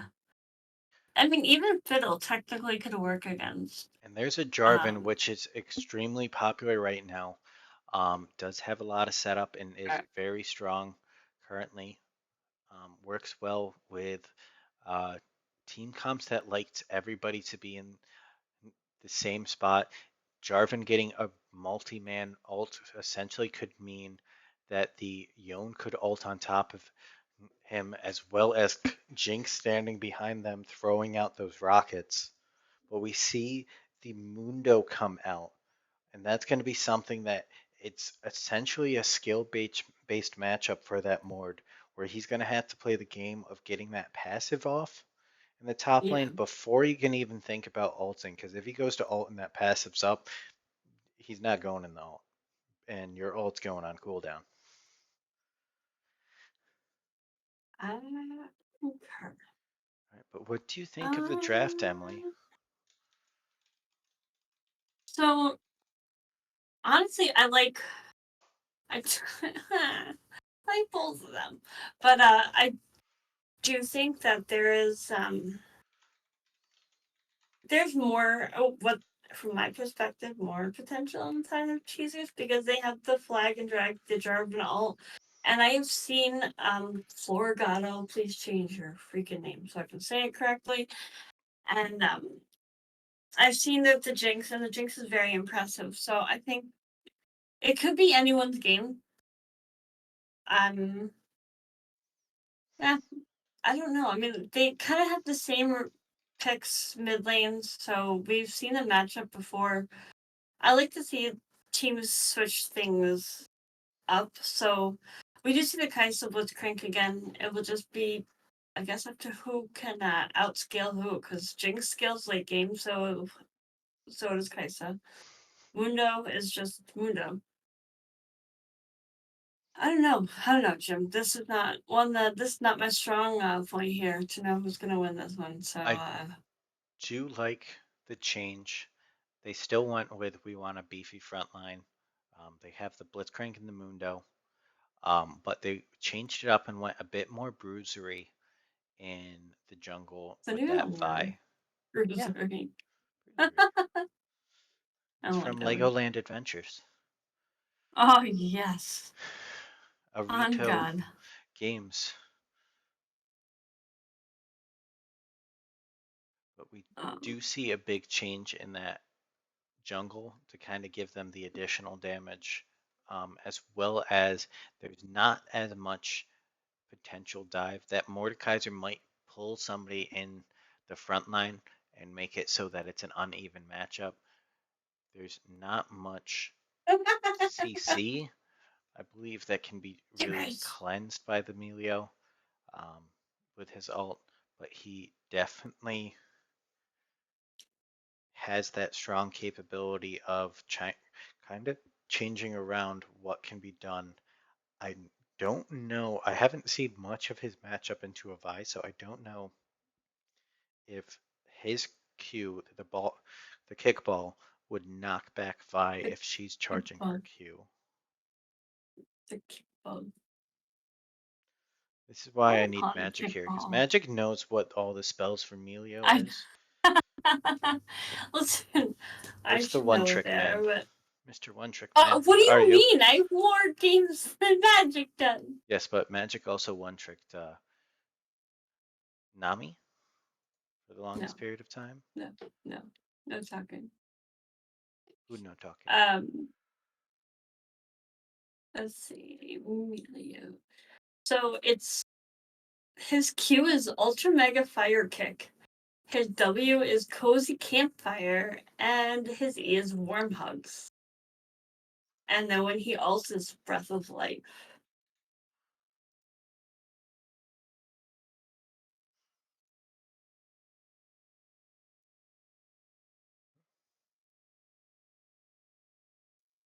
Why do you think I never bet on them? I do. No, Emily's bets tend to be curses though, so I don't know if you You want got her yeah. I don't think voting that you for actually her. want me to vote for you. I've tend to tell Emily quite a few times that she needs to not vote so that there's a fair advantage for the teams before they go into a game. Because normally what we Aztec, do you see really want me to cast or curse you? is the caster curse coming in. I'm pretty sure at this point she has just been um, going onto the TPO esports account and just gifting herself You points. actually can't. I did try, and I could not. I know you can't. I'm just It's very messing with you. upsetting to me because I went from 10,000 points down to 3. So stop yelling at me, Aztec.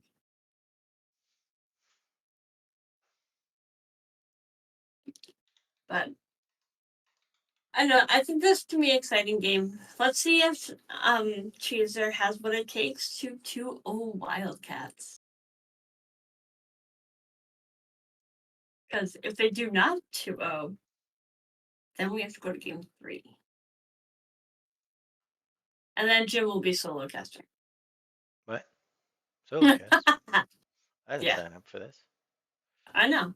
I Well, didn't sign up actually, for this. when you decided to start TPO, you signed up for it. I didn't sign up for Joke's on anything. You you. told me I had to. I hate it here. All right. Teams have drafted.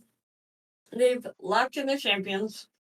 We're going to go on a short spectator delay to get ready for game number 2. So don't go anywhere. We'll be right back for some more Exciting game chaos. too.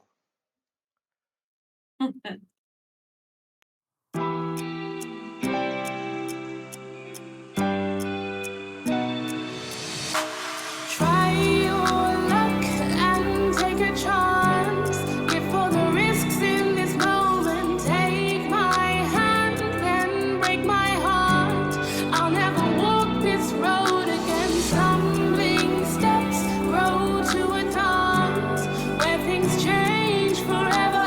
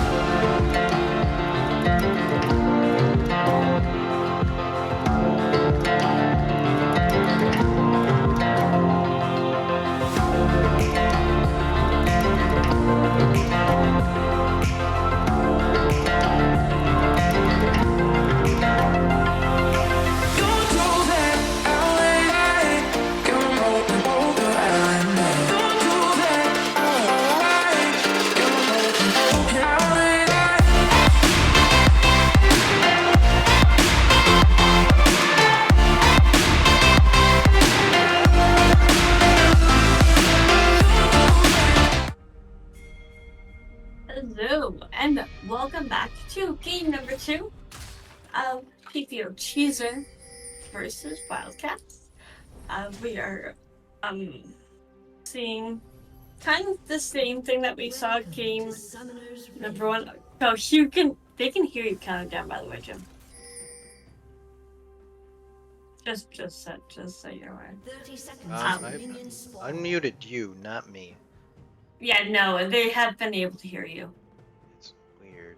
I have to work on the settings to see what's going on. But there's a flash Mordekaiser from Mordekaiser as they looked for the same thing that they did in game 1, but this time on the top side. And they were able to spot out all the vision that Wildcats did play. Minions have spawned. One of the is it blue buff? I don't know what it is on that side. Yeah, blue buff and as like the entryway into top lane. So Once they have again, some decent vision sitting there. Why is Mundo on lane? they might. We have seen this before, that they tried. I want to say it was MAS tried to do a tricky lane switch, but it looks like they're just trying for a cheese strat with the Mundo there. And the Vi's coming down as well. What? I think they're waiting to see if that ward times out, but the Vi's gonna walk in on the ward. The flash, double flash from the bot lane, as well as the flash from the Blitzcrank goes down. Mundo's forced to teleport up to top side to try to get the experience points. He is gonna be down slightly because there were some minions that died to turret. It was a worthy attempt. So far, 3 flashes down for just the one and the teleport on the side of Wildcats.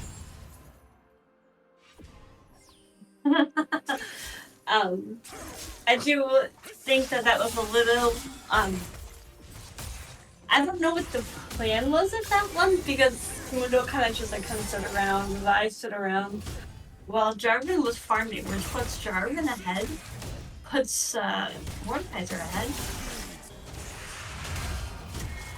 I do think that Mordekaiser wins this matchup. He If he can pop this spell shield. It does depend on setting up for that passive breakdown. If the passive is down and he goes, is able to pull him or able to get that ult off, it can lead to a lot. Silas and Yone once again going at it in the early stages, trading blow for blow. Looks like the Vi once again is trying to get more out of this mid lane. We saw in game 1 that she was willing to fight early on. Flash from Silas, but from the Yone, but the Silas connects the chains, is able to get there. A good dash away from Yone as it forces Vi and Silas to blow their flashes, but first blood does go over. Jinx is trying to get a kill onto this Blitzcrank, but she's kind of out of position now as Blitzcrank is able to turn around. Was looking for a hook, but not able to get it. I think that they have to play A lot of trades careful coming with through. Emilio here. They do both sides have to play careful. Neither side really knew where the other was. Flag and drag just barely misses the Mundo top side, who placed down that ward. Jinx using a lot of mana so far. Yeah, I mean, Jinx is a heavy mana user. That's why I cheat and I take the Korean rooms that give me the cookies, so I don't have to back as much. Because I use all of my abilities on the mini. Well, you can use less mana. It just ultimately comes down to the flag and drag. The Silas is able to dash just out as the Yone does tank a turret chop. Vi is topside backing currently in a bush as Mord pushes into Mundo's turret once again. Jarvan's looking for this side, at least Scuttle. But Kaisa and Blitzcrank do know he is there.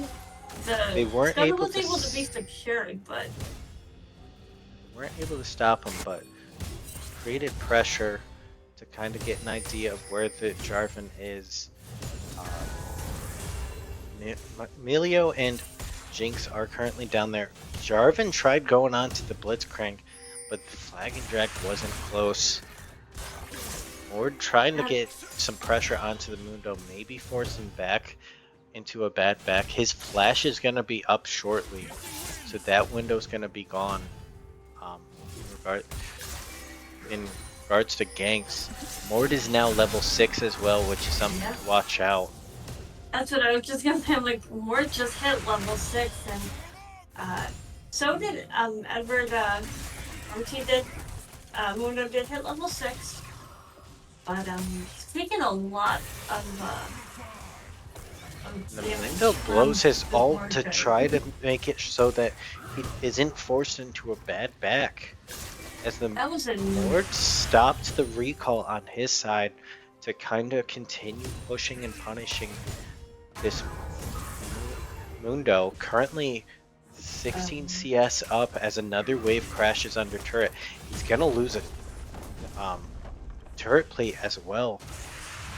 Jarvan should be going for this dragon, especially since Vi's topside and they have bot lane prio. They really should be taking this dragon, but instead they're just kind of farming the jungle, which is allowing Blitzcrank to roam back down.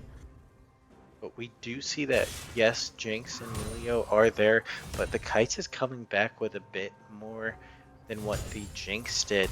Had a bit more gold on the back, got a Noon Quiver, the full Noon Quiver as well as a dagger versus just the components of the Noon Quiver for that Jinx.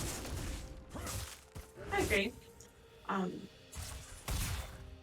don't know, I still think the Jarvan is ahead. So he should be looking. I want to see, an early drag speed. He currently doesn't have any items yet. He himself hasn't back. A fight's going down in mid lane as well as in bot lane. They're looking for the Blitzcrank because the Blitzcrank is cut off due to the Jinx traps. Jinx is gonna land a final rocket and get a kill onto them. But they do need to back off. Yone dodges the stolen Yone ult from the Sylas, throws out his own ult, and Sylas just go down by his top side in the river.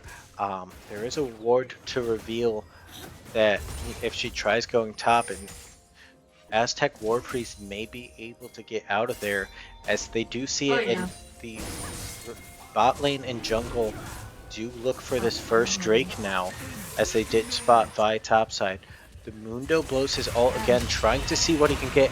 The Mord ult comes out as well. They're trapped in the Death Realm.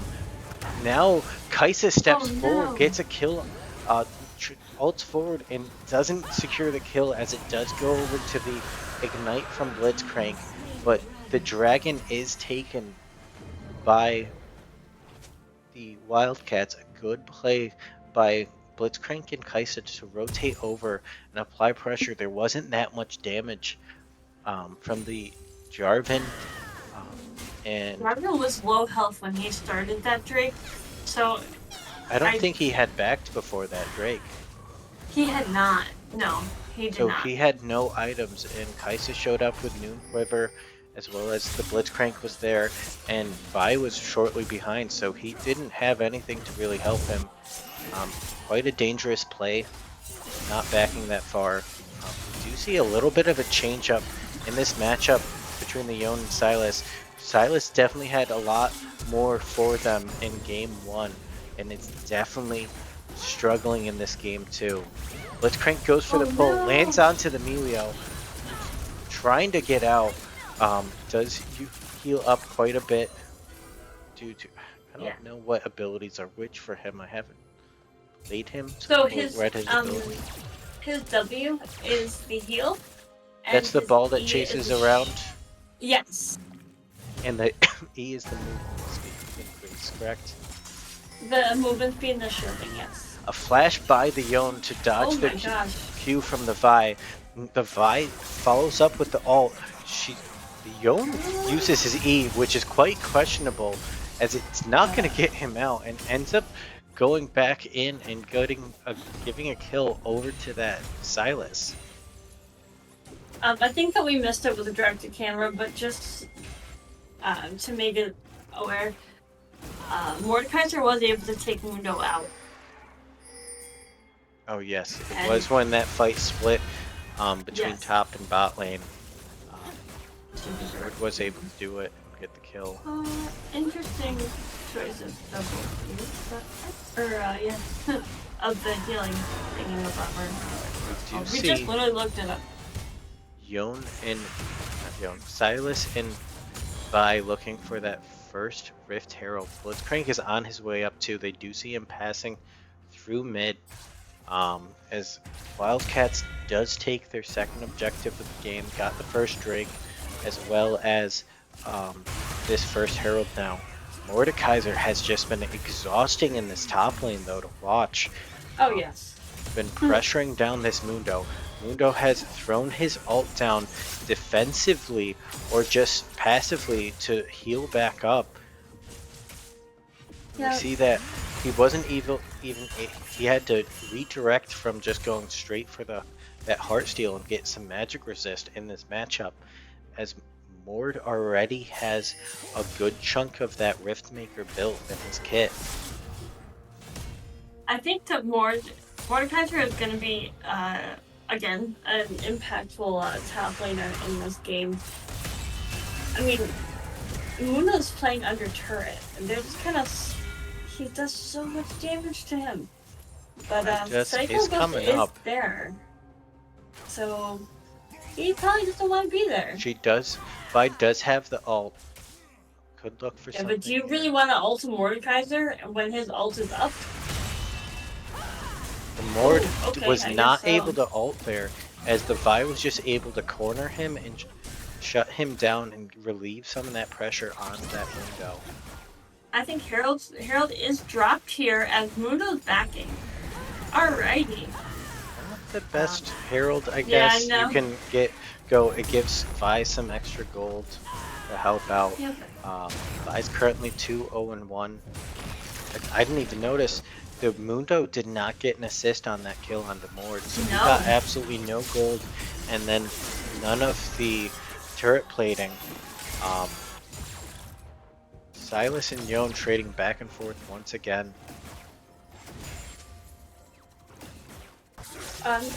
It's a little interesting matchup or game this time. I mean, we did see an early start from Wildcats last game where they were getting the objectives, and then all of a sudden, Cheezer just pops up. And, Cheezer was able takes to over the definitely game, win So a lot of big fights there, kind of give them the edge and the favor into that game, which resulted in that game 1 win. So is the Mundo purposely staying under turret? Like until a certain level? No, that is 110% that pressure from Aztec War Priest on that Mordekaiser. He Okay. is, and now we see the Vi get aggressive, but she might get caught out here. The ult does come out from the Jarvan, as well as an ult from the Yon. They're trying to get what they can. The Silas trades for the Nice. shutdown for the Jinx as well. That's big. Emilio gets pulled under turret by the Blitzcrank, Oh no, just a few more. but the Blitzcrank is able to get away. Meanwhile, top lane, the Mord is losing in this matchup now to this Mundo, as he might have overstepped, is forced to flash away. Now it's the mid and bot lane of Cheezer looking for the second Drake here. Getting a bit more help. A double teleport coming in as Yon tries going in no. on this. The Jinx is able to get that Drake, but she's gonna die in the pit.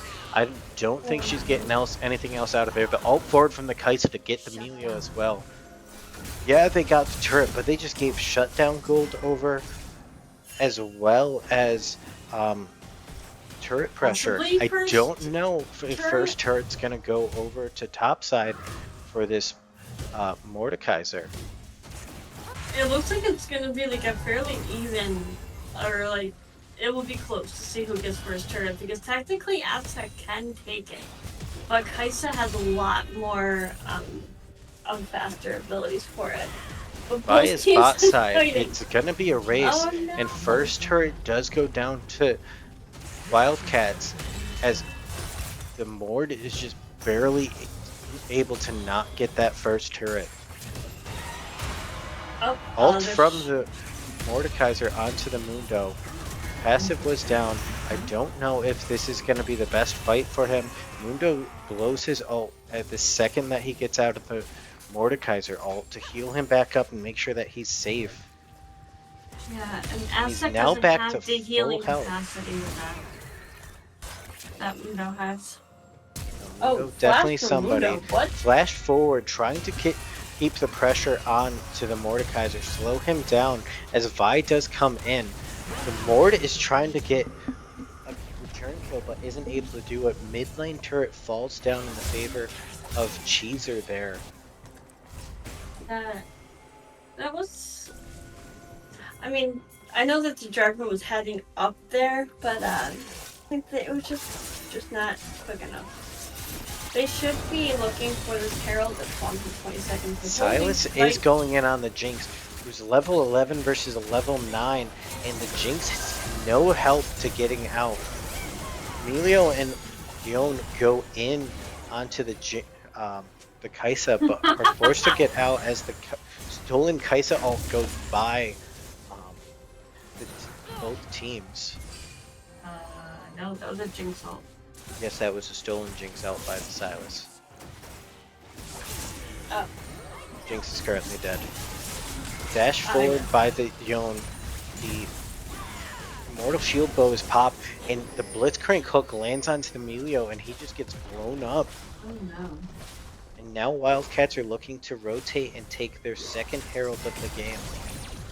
Jinx is now bot side, as So is Silas Jarvan. does push for that tier 2 in bot lane. Nobody is looking to contest this first Drake. This might be detrimental, the fact that nobody went to check or even considered it, because the Mord is now forced to back, and if they're fast enough, the Blitzcrank might be able to land a hook here, but the back does go through. Yeah, Jim, you need caffeine. So that was second Herald, not first Drake.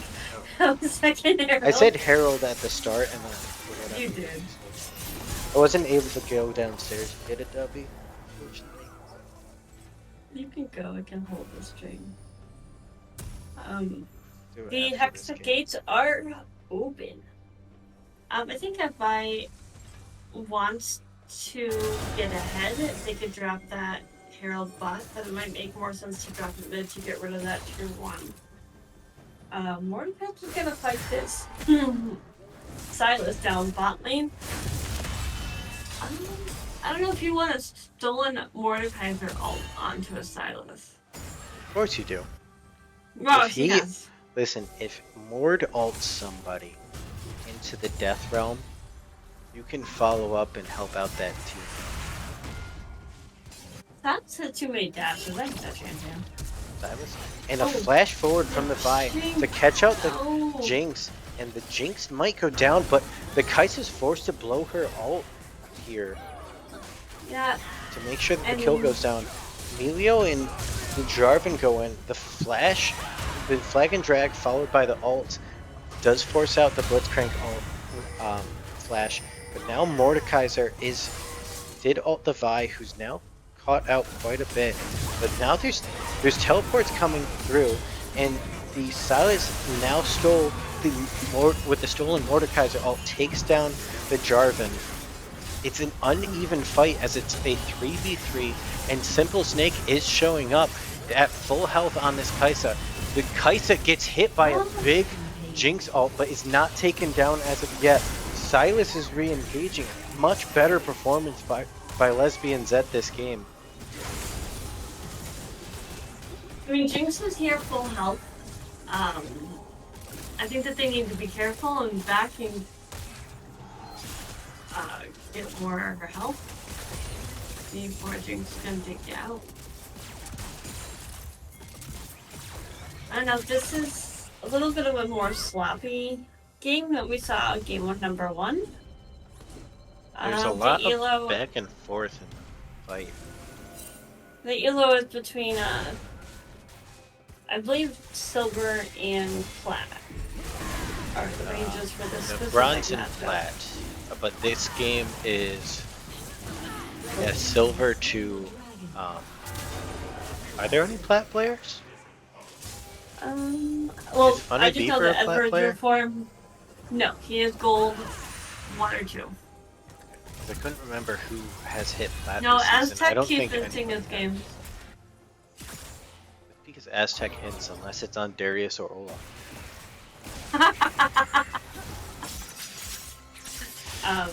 I know that Edwards reformed and Simple Snack were plat.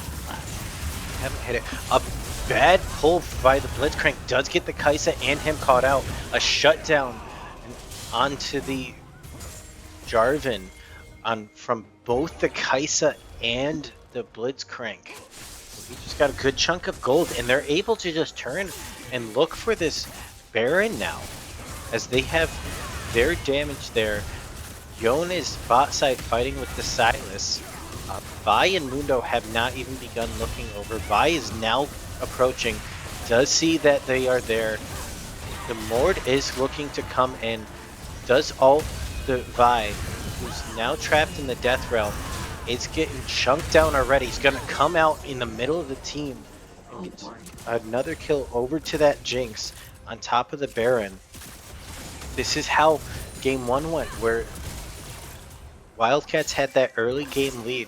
They did everything right. They were having flashes blown early on that they weren't able to capitalize, and Wildcat and Cheezer was just able to come back in.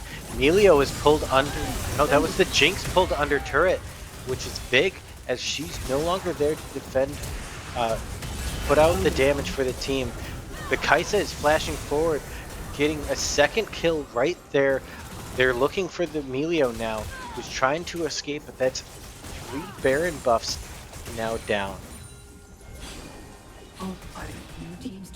This is not as close of a game. Actually, you know what? I gotta say, the gold, there's not a huge gold difference. So there still is the ability to come back, but they need to clean up. Chasers need to clean up a bit. I feel like it's they're focusing a lot on the Jinx. Maybe not. It seems like they're just more focused on the Jinx here. The Jinx is definitely somebody that you have to pay attention to in these fights. Can be that hyper carry. Essentially for both these 80 carries, this soul is massive for them, as it does help them out a lot with outputting that damage. Especially more for the Jinx, as she doesn't really have any ability to spam. She just wants to auto and then gets excited and keep on autoing. It looks like they're trying to lay a trap for the Jarvan and Yon. Jarvan does see the ward go down, but now the Yon is caught. He gets pulled as well as ulted by the Vi and does get shut down. That is the 4th Baron to go down, and there hasn't really been much taken so far by Cheezers with this Baron. Yeah, this is a little bit. But I think that this streak is ultimately it can be taken by Wildcats, which will put them at soul point. This Mundo's not giving up top lane, trying to keep the Mordekaiser off. The Mordekaiser's in a little bit of a tough spot. Mord goes in trying to get more out of this. He's on top of the Kaisa, who's definitely not comfortable now. Does get the kill onto the Kaisa. The Melio's there to back him up, but I don't know how much the Melio can do. The Jarvan is now coming in, but he might be caught out himself, as the Silas does steal the Jarvan. I'll lock him down. There's a bit of miscommunication as the Blitzcrank pulls them out of the pit after the Vi cracks down, but the The dragon is now going to be up in 20 seconds, and both Mord and Jarvan will be down for that length of time. That's rough. All right. This is the same storyline essentially from game one, where Wildcats was able to control the game. A Baron, yes, did go over to Cheezer, but they were able to get to Soul Point fairly quick. If Cheezer can't make some good plays, then It does look like the Jinx as well as Silas are able to get a kill in response for that Drake, but it was just onto the Blitzcrank, not the best target. It would have felt better if it was like the Silas or Mundo that went down, but it has not been. Somebody needs to kill the Silas. We do see that QSS coming out for the Kaisa, deciding to pay the Mord tax and stay out of that Death Realm as much as possible. I mean, I don't blame her. Nobody wants to go into the Mordekaiser. Alt kind of makes for a not nice gray screen. It looks like Mordekaiser's gonna go for Silas now. Silas does have Mordekaiser ult. What happens if they ult each other? I don't know. We do see them fighting here. Both a bit bruisery. The Silas is up a level on the Mord, but they're both trading blows back and forth. Ooh. This Jarvan's in a tough spot. There's a Mundo that a Jinx cannot The Jinx stop, steps forward, and that was not the right call, as she gets ulted by the Vi and the Kaisa. Jarvan flashes over the wall. The Jinx is throwing out rockets and dealing a lot of damage. She's getting onto the right people, but she's not able to get a kill as of yet. Mundo does block the ult, so it doesn't get onto those low health members. Yeah, I was kind of hoping that was going to hit one of them from afar, but Mundo just blocked it and took no damage. So he seems to be taking a significant amount now. So trying to get some damage down. Vi's looking to potentially re-engage, but just cues back to the turret. Silas and Mordekaiser fighting under that tier 1 turret in bot lane. I think that turret is gonna go over to Aztec Fortress if he does not back off. A flash forward from the Blitzcrank does get another hook onto the Melio, who goes down once again. Baron is up now. That looks like Wildcats are gonna go for this one. As I don't know if Cheezer even thought about this. They got a catch and then they just instantly rotated to Baron, and nobody on Cheezer caught it, as they're able to just steal away Baron after just killing the support. Bot lane, Mord is trying to fight this Silas, who does get a decent heal. The Zonius does go out as he's able to get away from that additional Mord damage. Mord is pushing bot side, but the rest of Wildcats is coming out. The Mundo as well as the Blitzcrank are there. They've knocked up and kind of shut down, but the Kaisa ults in to make sure that she does get the kill there. Definitely somebody that wants that gold, because they do. Simple Snake is one person that sits there and goes like, look at me, I want to carry, I am the carry, in most of their wins for Wildcats. Yeah. This looks like we could be headed to game number 3 if Cheezer can't take this back. There's still not a game to play.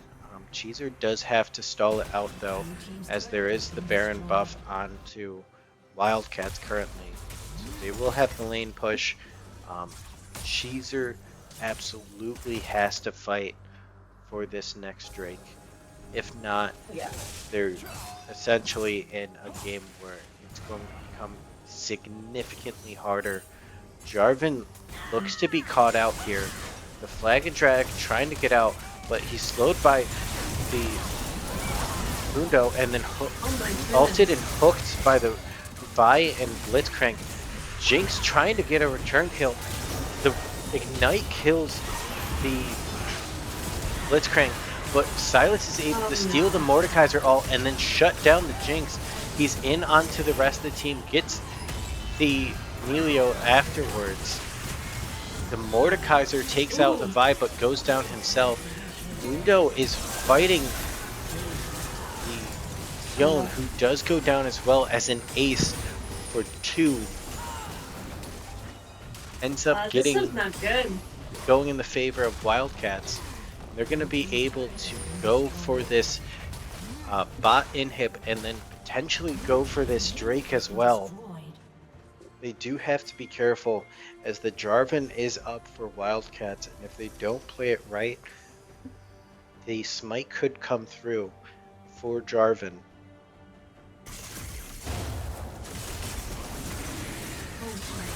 So this is gonna be sold for. Oh gosh. Oh. And that is the Jarvan smite steals from the dragon? Jarvan. Wildcats Let's tried go. taking it without the Vi being there and up, and Jarvan sacrifices himself to delay that Dragon Soul.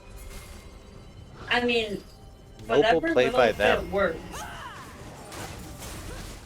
It looks like Wildcats is kind of going to target this Mordekaiser because Mordekaiser is strong, but I mean, Kaiser's ult is up. Mordekaiser's ult is up, but there's Word is getting caught out, does flash over the wall. Mundo teleports in. They do know that he just went into the bush.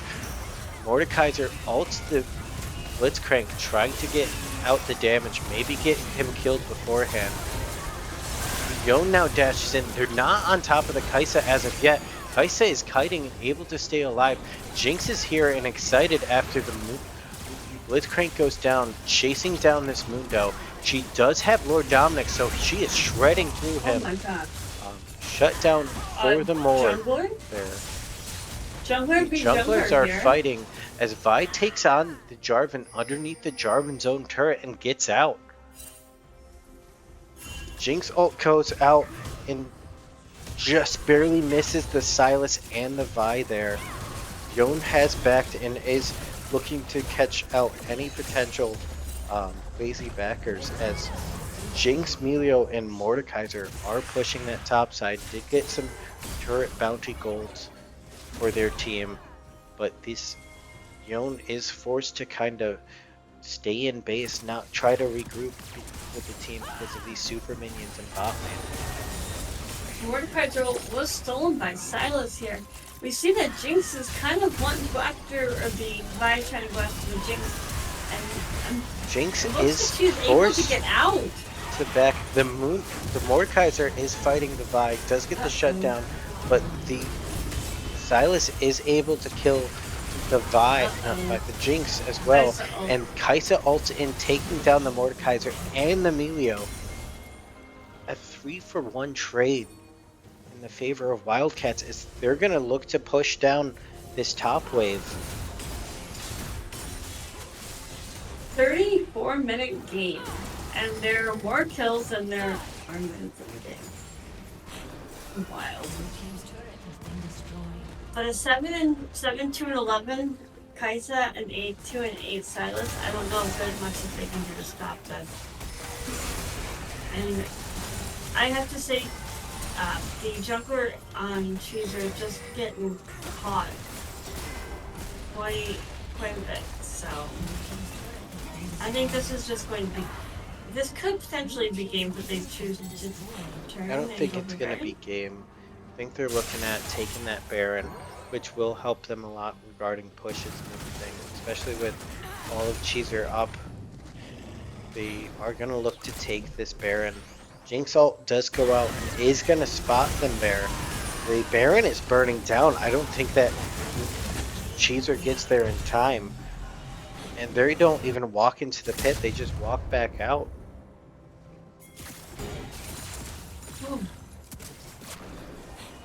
Long game. Crazy game.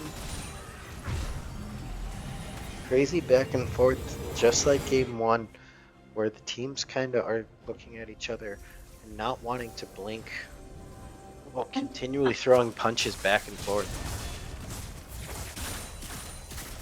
Do you think that Cheezer can bring this back?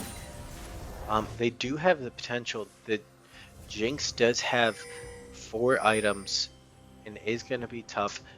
Yes, the Kai'Sa's at full build, but she had to sacrifice a bit of damage for that Mercurial Scimitar in her build because of how many times the Mord just ulted her and she was just forced to kind of fight it out by herself.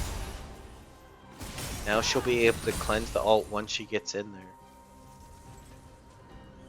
Oh boy. I gotta say, with Mundo having warm-ups now and Force of Nature, it's looking rough for this side of Cheezer. We're gonna have a lot of help. How much help is Your dash is in but doesn't get anyone. The Vi is on the back line. The 3-man front line of Cheezer just gets knocked down as they're continuing to chase the Melio and the Jinx. Diving turret to get a hold of them. The Vi's looking for a bit more, trying to get on top of that Jinx, and she does go down as well. As an ace goes over to Wildcats, and that will be game 2 for Wildcats, and we will be going to a game 3. Alright. Nice. It was a nice comeback for Wildcats. That's kind of what they needed to get them back in for points wise. So we'll have to see how they make out in game number 3. We're going to look to get set up for game number 3, but we are going to take a short break as we get ready for Champ Select for game 3.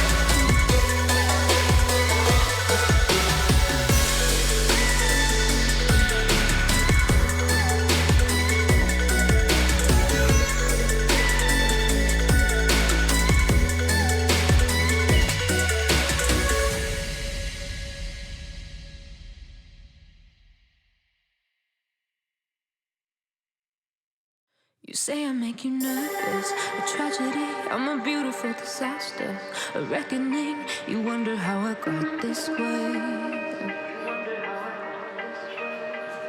You think I'm someone to be saved, someone to clean up and tame. Oh, some things never change, never change. Oh. You think I would look pretty on your arm once you cover up my bruises and battle scars, but it always ends the same. Can't bear the things I've had to face, got you crying on your knees in pain. Oh, some things never change, never change. Oh, you will break your back to make me feel again, suffocate to make me breathe again, lose your mind from endless pain. Some things never change, never change. Oh, redemption never came. I stopped asking for forgiveness, cause you should know only fools tread where the angels fear to go, but you keep trying to get too close. Save myself by turning into stone, so save your judgment cause you just don't know. But some things never change, never change. Oh,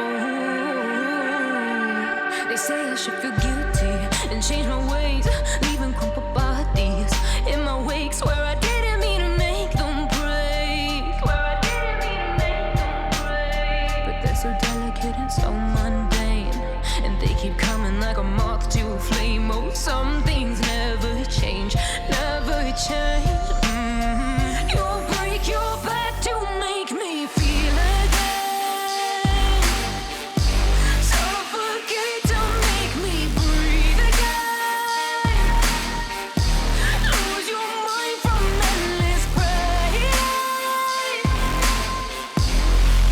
Some things never change, never change. Oh, redemption.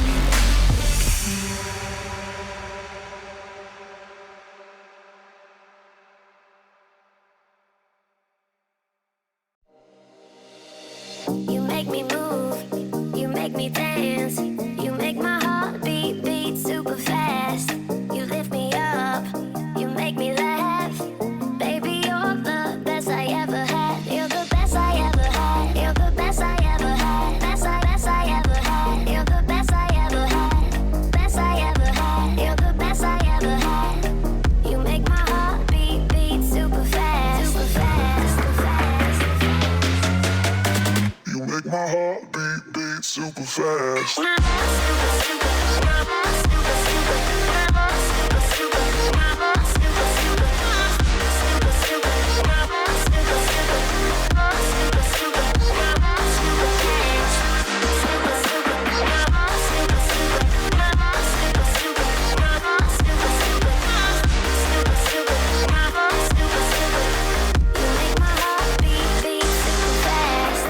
What does love feel like? What does love feel like?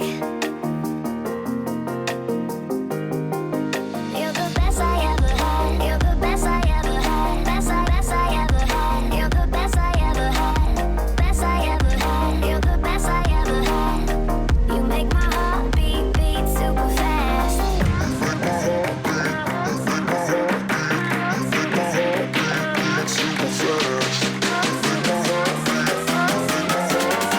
You make my heart beat super fast.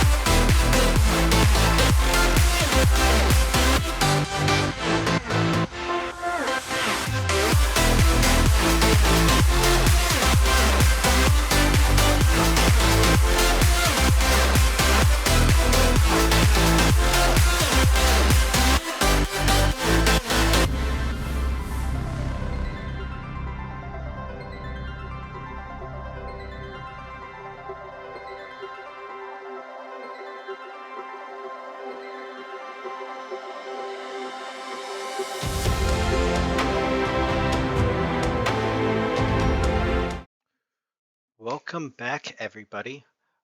We are back for Game 3 draft. There it was a substitute. I did put it out in chat. Yes.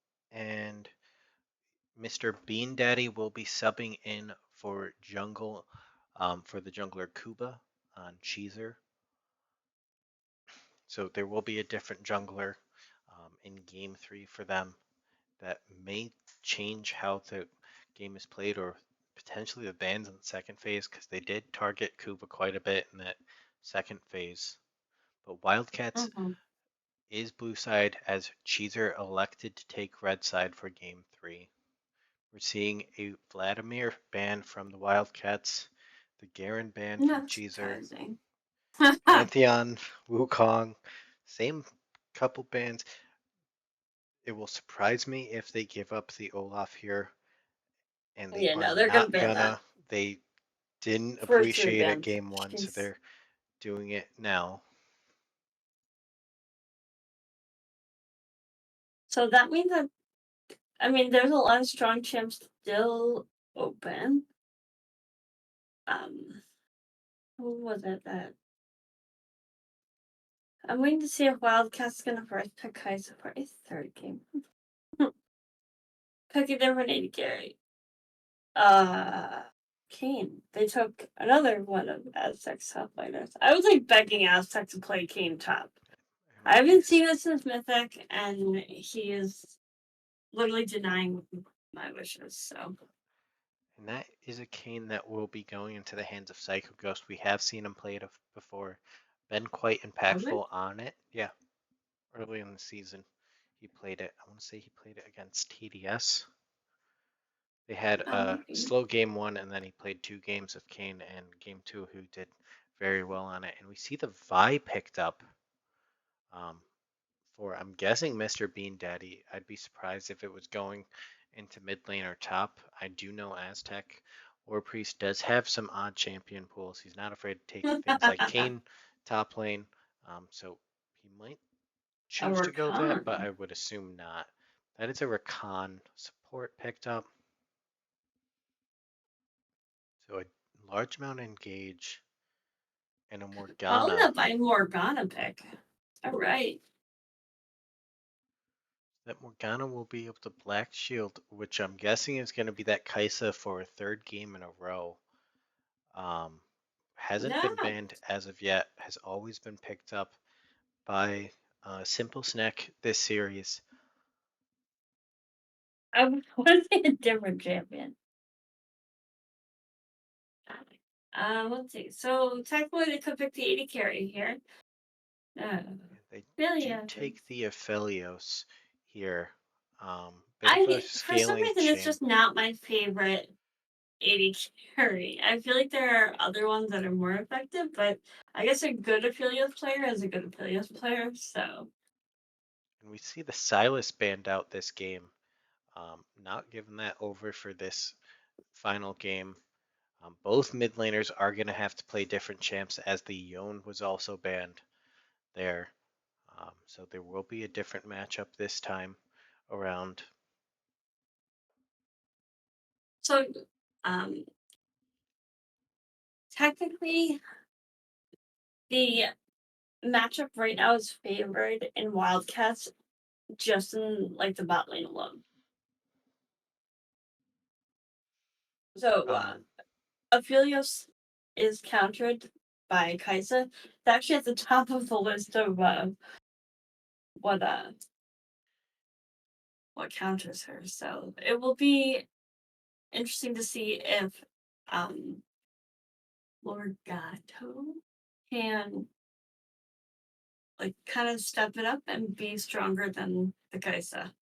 so we do see a Sejuani ban, which was interesting because Kane is shown for likely the jungle, and then an Ari ban um, onto that mid lane. They didn't 3 ban bans Jax. onto Funny Beaver this time. Jax was, yeah, that's correct. Jax wasn't banned this time, and it looks like it's going Yeah. to be a Syndra mid lane for Funny Beaver. Kind of deeper into his champion pool, Yeah. as he did get 3 bans against him. Technically 4 if you count his own team Silas, because he does play Silas as well. Yeah, let's see what is picked up for Wildcats. Is it Nico? Then it's a Nico. Um, Likely into the hands of Lesbian Zed. I believe we've seen him play it once Have before, we? if I I don't recall. remember. I don't remember seeing her play Nico. But Nico can also be flexed support. However, I don't see a Morgan mid. Oh, they did give him Jax. Oh no. But There's does the that mean that Jax. Aztec breaks out something insane?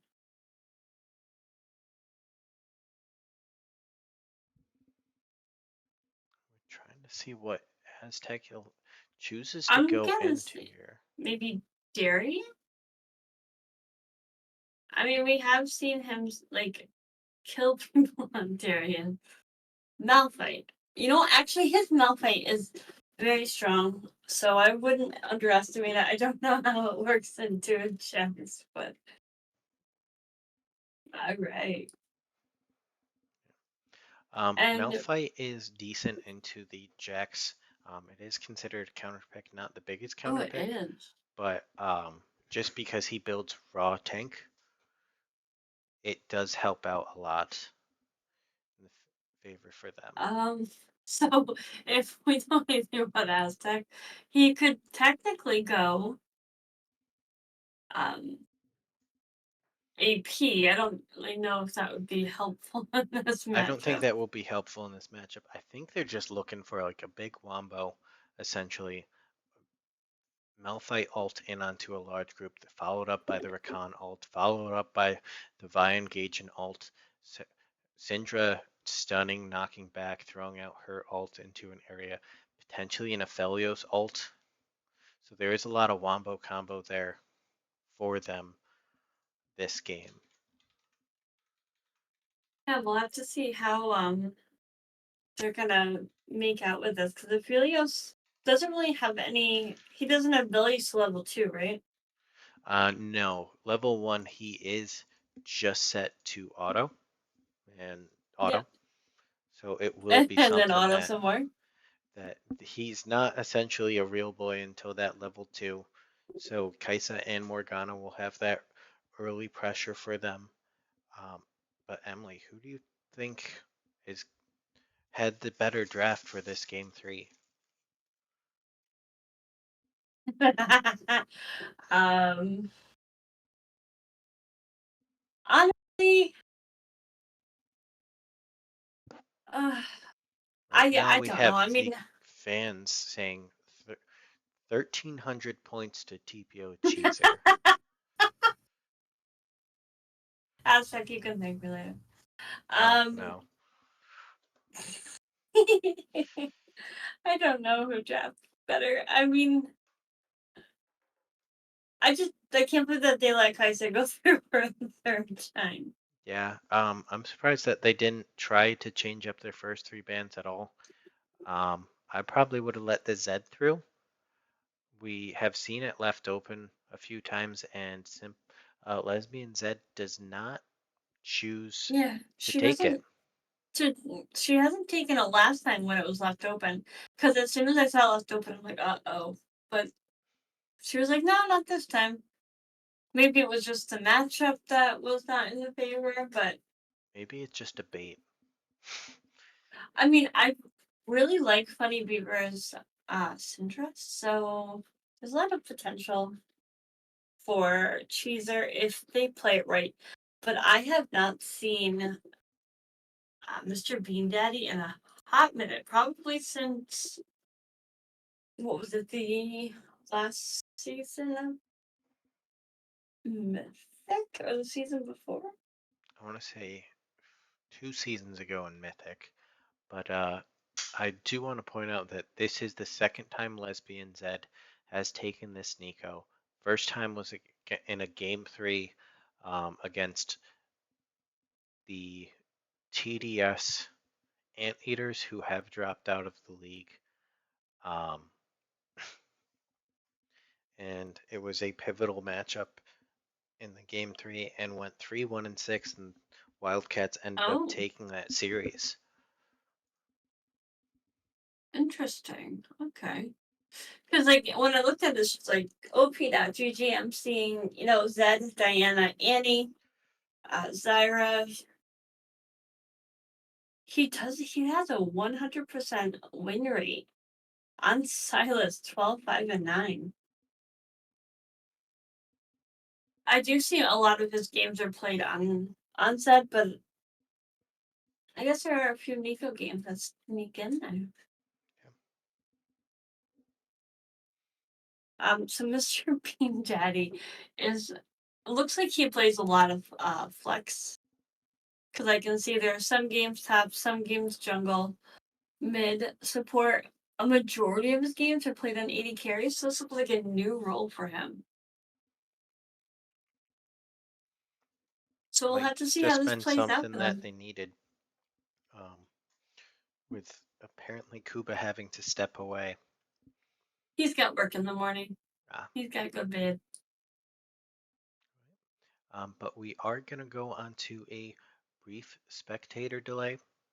So we are going to take a short break, and then we'll be right Yes. back into the final game 3 to see who ends up taking this series.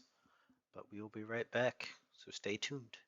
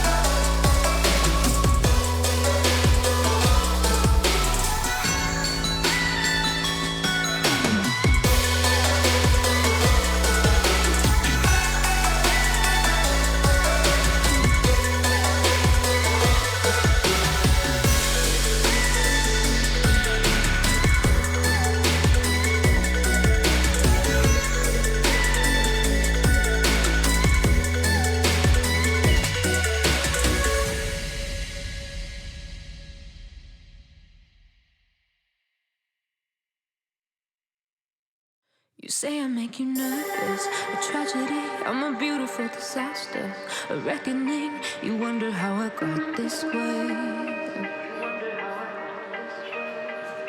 You think I'm someone to be saved, someone to clean up and tame. Oh, some things never change, never change.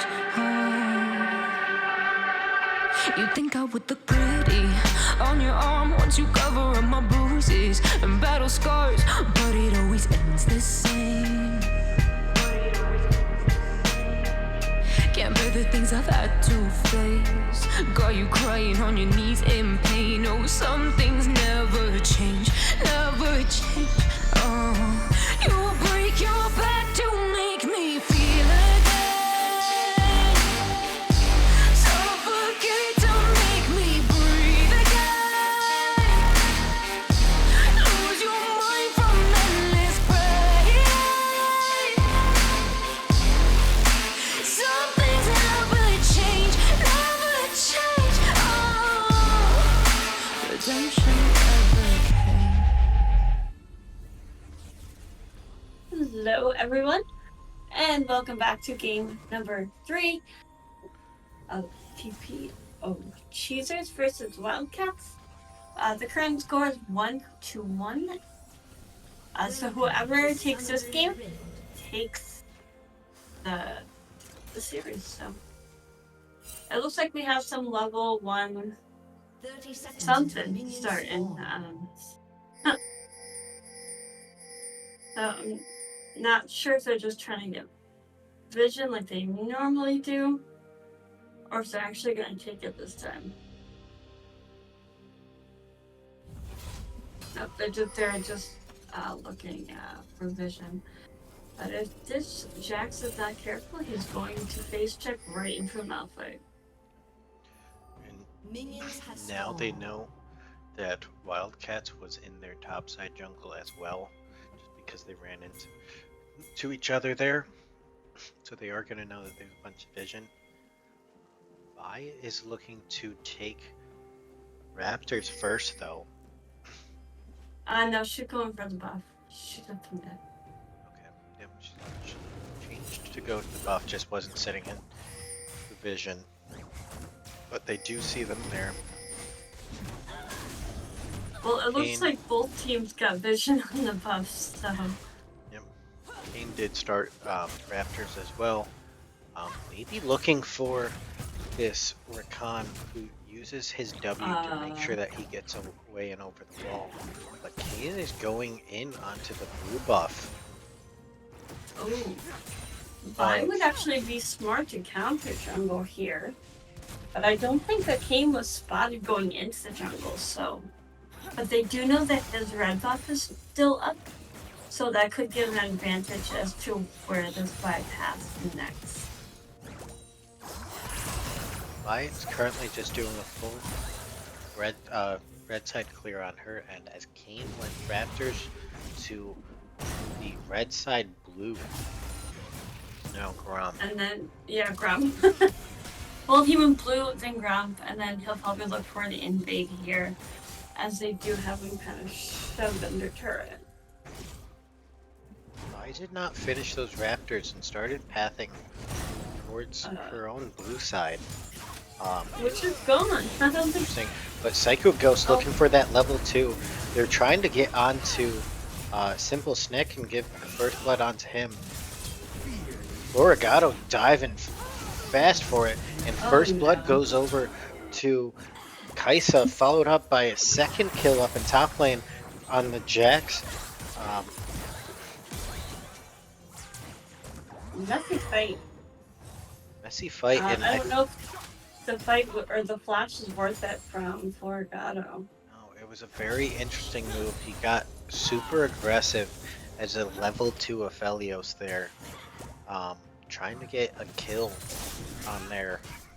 I don't know if he didn't think he could get out with the flash, and instead flashed forward, or was just trying to get whatever he could.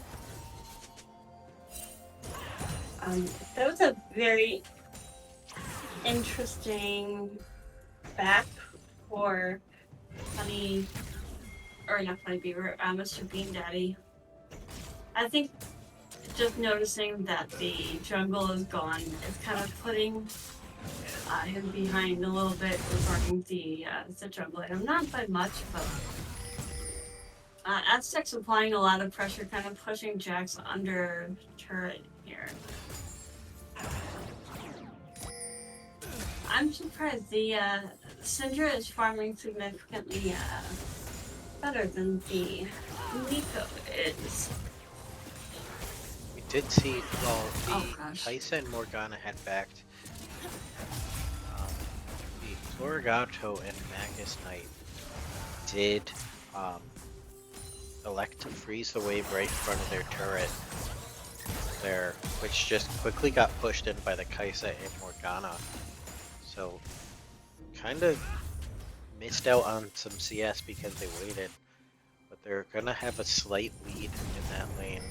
Jack's going in for another engage onto the Malphite top side. He does have a level lead on him. Does have a level lead. There's no additional stats. When Malphite died, he just came back with boots. Nothing else. Morgana able to land the binding onto that Rakan there.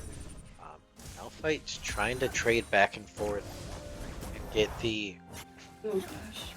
Jax to take bad trades. Well, Malphite's very behind in farm. He just got a decent sized wave, but he's gonna be behind because of that early death. Yeah. See the Rakan jump in and knock up the Morgana. King does pick up the Iron Spike Hook, which I think goes into Stride Breaker, or is it Gore Drinker? Gore Drinker. Okay.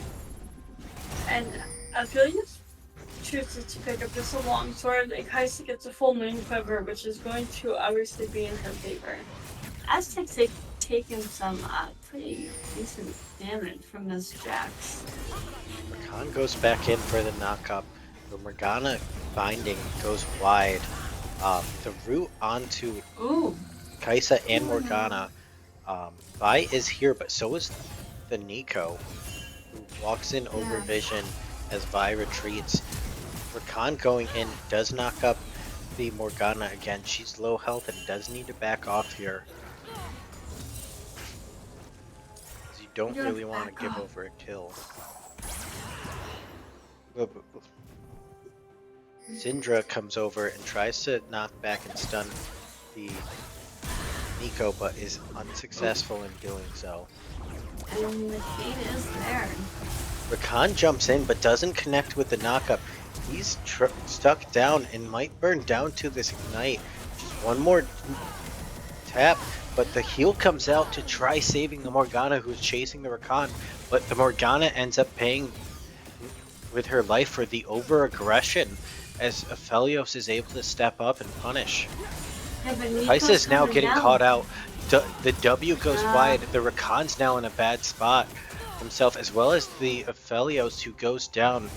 Nico did go in for the Aphelios, gets a little bit of damage onto the Rakan, who is able to W and dodge away from the Kane W. I can't believe that Rakan got out.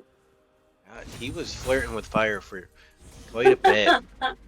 Yes. Hashtag Warpriest has yet to back since that first death here. Currently just sitting on boots, and this Jax does have that sheen, so he is going to hurt when he hits somebody. Definitely wants to get ahead, but Aztec is technically just up on kinda... gold. For dying once and he's not up having on gold. How? He's down 700 gold. Oh, he's sitting on 1300. Almost He's sitting full on 200. Okay. a lot of gold, but he's currently down on gold. Why can't I math? 1 second. Do you see the Aphelios left by himself as the Rakan roams topside? Really get I much think you want out to of leave it. Aphelios alone. Ooh. The Vi comes in, flashes forward, ults in to lock down the Nico as the Syndra ult comes in as well to make sure that she goes down. They're looking for some damage onto this mid turret here. As Herald does get dropped. Get it down 2 turrets already, and a 3rd turret drops down. as there's a little bit more damage Oh, wait, remaining wait. on. We just got some caffeine. We're good. See the Rakan going in. He lands the charm and the W. Kais is able to successfully defensively ult away to make sure that she doesn't go down. As it, Aphelios does have that red-white combo. It looks like the R was, or the ult was paying for Felios, but I don't see it going off. So No, what didn't go off that time?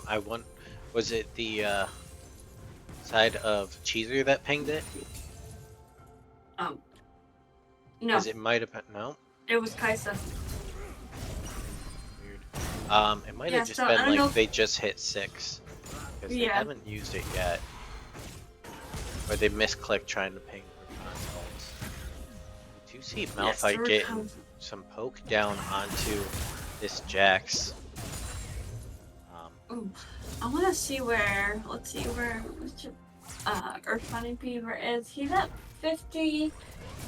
Which once he gets to 100 splinters of wrath is when something's upgraded on him. Somebody has to explain this to me every time because I forget. Kane is kind of looking for a gank with lane there, but he is going to be spotted on a ward. Rakan is also spotted, placing vision down. This Aphelios is being Aphelios very needs to aggressive. back off. Yeah. Nico gets a good chunk of damage after that root there in mid lane onto the Syndra. I feel like this Aphelios is playing more aggressive for the chance that they're playing, if that makes sense. Definitely quite a bit more aggressive here. As well as this Rakan, who's not afraid to jump in for these W's. Just to Kane create is some right chaos. there though. The Nico is stunned, as well as the ult from Syndra comes out, and Syndra just successfully one-shots the Nico, who is sitting there at low health. Flash forward, followed up by a good cleanse for the Aphelios, who returns some damage onto the Morgana. Oh yeah, the Morgana was chunked pretty good. It looks like both. Aztec War Priest diving in under turret. He does get the kill onto the Jax, but goes down himself. The Rakan and Aphelios going in, trying to get a kill onto the Morgana, but they're forced to back off. The Kaisa ults in behind the turret and gets a double kill onto the Aphelios and Rakan. After the Aphelios and Rakan went to start the fight, Vi is here now, does come in, just clears the wave, doesn't look to engage into this 3-man as she had no follow-up there. We do see Dragon coming up in about 40 seconds, which is when the teams kind of want to start to either get vision down, clear vision, get some prio in the lanes. Yeah, I'm just thrown off watching Mr. Bean Daddy in jungle. I mean, he's playing well. It's just not a role that I'm used to seeing him in. And then we have Mr. I Crave Violence up there in top lane. And I do want to point Kaisa that out, is out of position. Kaisa just gets blown up and shut down by the Syndra, who's now 2-0-1. Has that Luden's Echo as well as those Sork boots for that her. was a massive shutdown. If you didn't see, Kaisa was 4-1. Nico gets a good root followed up by her ult. It looks like they're going to be caught out, but the Rakan with the quickness is able to get out. Vi flashes over the wall. Kane and Nico use the blast cone to get over, and the Vi will end up going down. Aphelios goes to rejoin, but is countered, blocked out by the Kane and Morgana as they rotate to that Drake now that the Vi is down. Yeah, they can't really contest that. I mean, there's no smites, so This Nico definitely has been they're having a hard time though in this mid lane matchup. Lost her Yeah. entire turret all 5 plates. She's now teleporting top to relieve some pressure onto Edward's Reformed on this Jax. Interesting. And instead of taking drag, they all kind of like backed off and came back to his jungle, and Kai'Sa went mid. I think it was because that Syndra was still up and still alive, and that Syndra's hurting. Just backed, got a needlessly large rod, and the components to build into that Shadow Flame. A lot of damage already. Vi goes in, misses the Kai'Sa, but Kayn is forced to ult the Rakan and to E over the wall and get out. Shield. Good route by Morgana to get them out. Now Funny Beaver and Mr. Bean Daddy are caught on the right side of the map. Aphelios is pushing bot lane, just kind of ignoring everything else that's going on. Malphite and Nico are fighting in the top lane. Malphite's trying to catch up. But it did not go through. No connect. Malphite still has the ult, does ult to knock her up and gets the kill. Aphelios was able to secure that bot tier 1 turret, but Wildcats is going to take their second Drake of the game. It's a close game. It's 8-6 in favor of Wildcats, but this can be turned around because the gold lead is in the favor of Cheezer, which is kind of wild to me actually. But they have gotten objectives. All not objectives. They got a Herald. There is a 150 gold bounty on Malphite and 250 on Syndra. Well, I just pulled up the gold now, and you can see it. There's a 3,400 gold lead on the Syndra over this Nico. Nico hasn't been able to farm well. She's down 2 levels, 0-3-1 versus the 2-0-1. Definitely not having a fun game this time around. Otherwise, there are gold leads in the favor of bot lane, but Edward's Reformed is onto this Syndra, as Syndra might get shut down here, as she's getting caught out and shut down by this Jax. Good plays by him, as he now has that Divine Sunderer and able to do much more. But it looks like the Malphite and Rakan might be looking for a flank here. The Rakan's getting caught out by the Kayn, but able to walk out. Ton of vision in that bush. Don't know if they needed that much, but they definitely got it. Malphite's walking in. They do knock up the Morgana. The quickness goes out, but it doesn't do anything. The Malphite engage gets the kill onto the Morgana, and Aphelios is able to get a kill onto the Nico as well. Good catch out, as they weren't looking for that flank there, as Rakan and Malphite were just sitting in the jungle of Wildcats. Aztec is like out. I don't know if Aztec wants to be there, but he is pulling the team, Kayn back into his team. Florigato steps forward into the Kai'Sa, but the Kai'Sa ults over the wall and into the Malphite. And she goes down to the Vi. They're continuing the fight. The Morgana has respawned here. And as Vi is essentially fancy feeding, as both supports that went down early are now back in the fight. Rakan W'd over the wall, but didn't connect to anyone. Nico has respawned as well. Syndra is pushing bot lane. I believe that was the Jax that the Syndra killed in bot lane during that entire event. Nico gets chunked heavily by that Syndra who was pushing bot lane. And the 3-man group of the support, top lane, and jungle for Cheezer are rotating and taking this second Herald for themselves. I mean, this Mr. Bean Daddy's doing very well for kind of just not playing a whole lot of jungle this season. Aphelios is still kind of hanging on to that. Funny Beaver's caught out here. I think he needs to turn and try to kill this Nico to get something in return. Nico's able to get the return kill get some more gold onto her, but does go down herself. The Syndra now with that Luden's Echo Shadow Flame, and it looks like she's going to be building that Rabadon's. Yep. The Nico is just on that one item, the Rocket Belt. Looks like they're going for that That's an Zonya's interesting- Hourglass for the second item. I don't know if I would have built. What is it? Is it Proto Belt now? It was Yep, Proto Belt. the Rocket Belt. Hex Rocket Belt. Yes. I don't know if I Black would Shield chosen is it out before, early.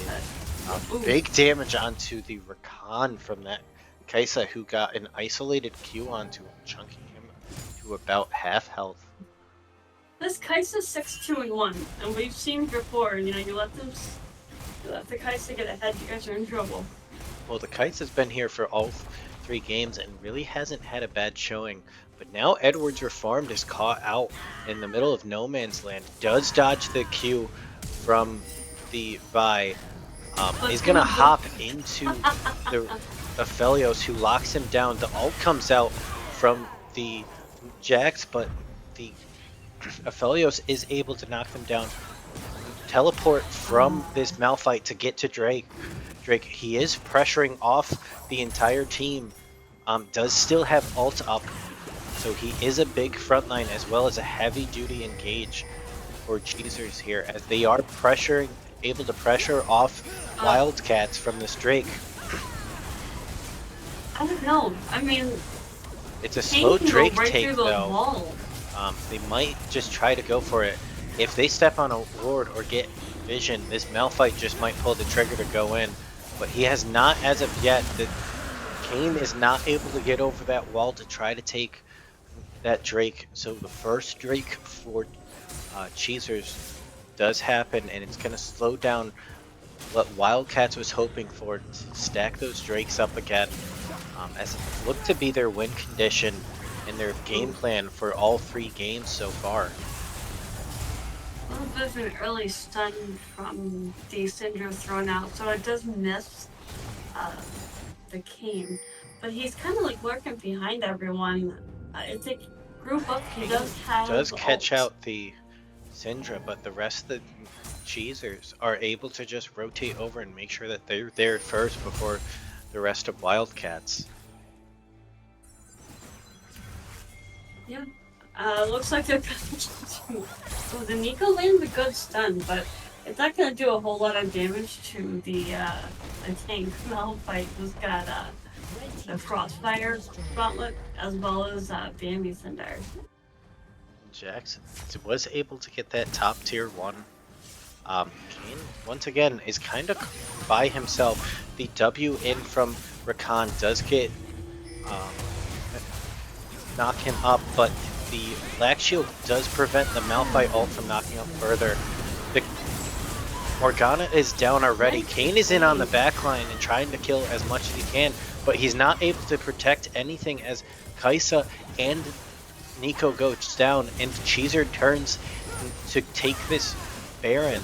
Only the Jax is up here for Wildcats, and I do not think that he can contest, even with some of the members of Cheezer being low.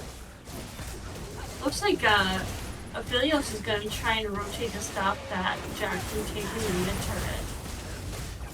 He is going to show up. He has Blue Gun, is able to chase them off the turret into the topside jungle for Cheezer. I think that Cheezer starts pushing lanes and getting those turrets down. It will gain them the series. So look at all those bounties on the side of TPO Cheezer. Cheezer's Whatever. definitely They're- able to stay alive for a decent amount of time, but talk about bounties.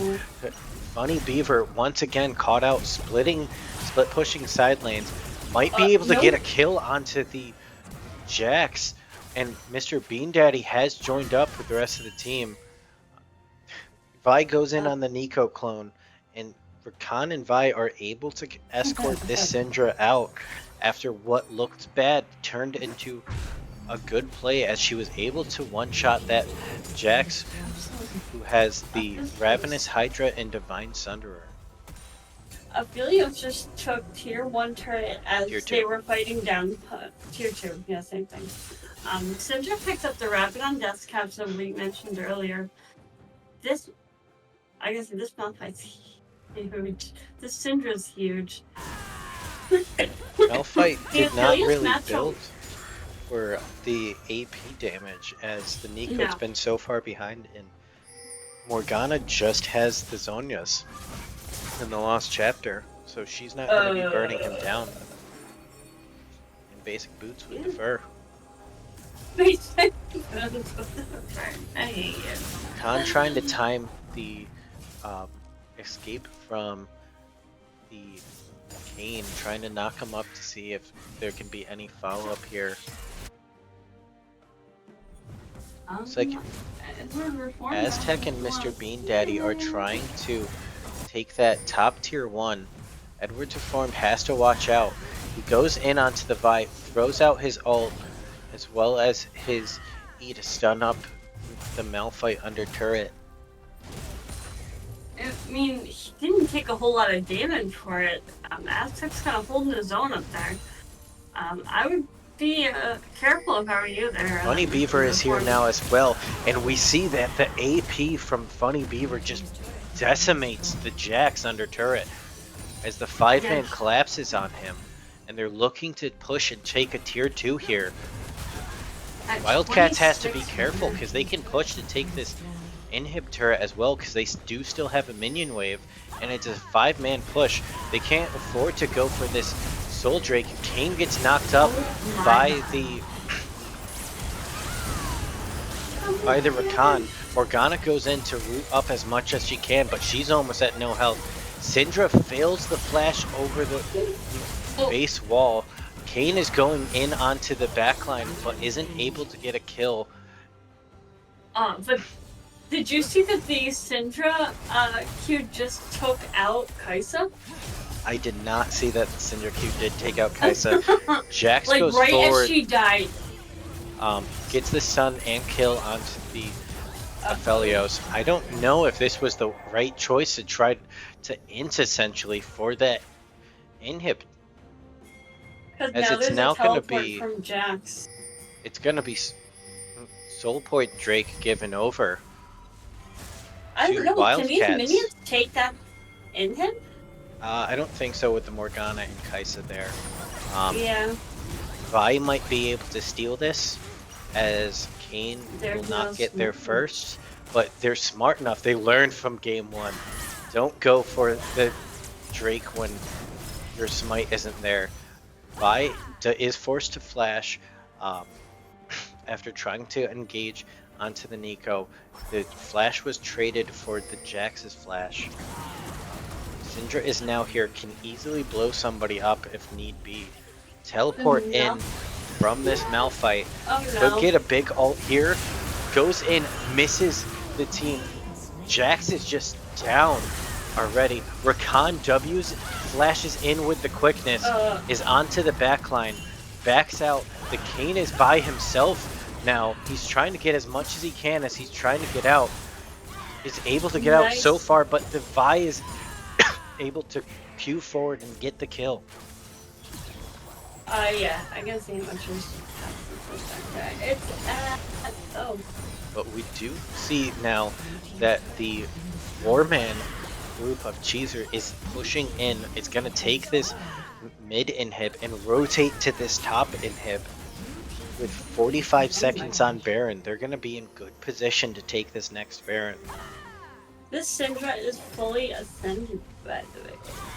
She and is. granting herself 52 ability power. Syndra's getting to the point where she just sneezes on her keyboard, and all of a sudden somebody like the Kaisa or even the Nico or even the Jax just disappear. Jim decided to put the TPO W code where you would actually see that, so unfortunately we can't show it to you, but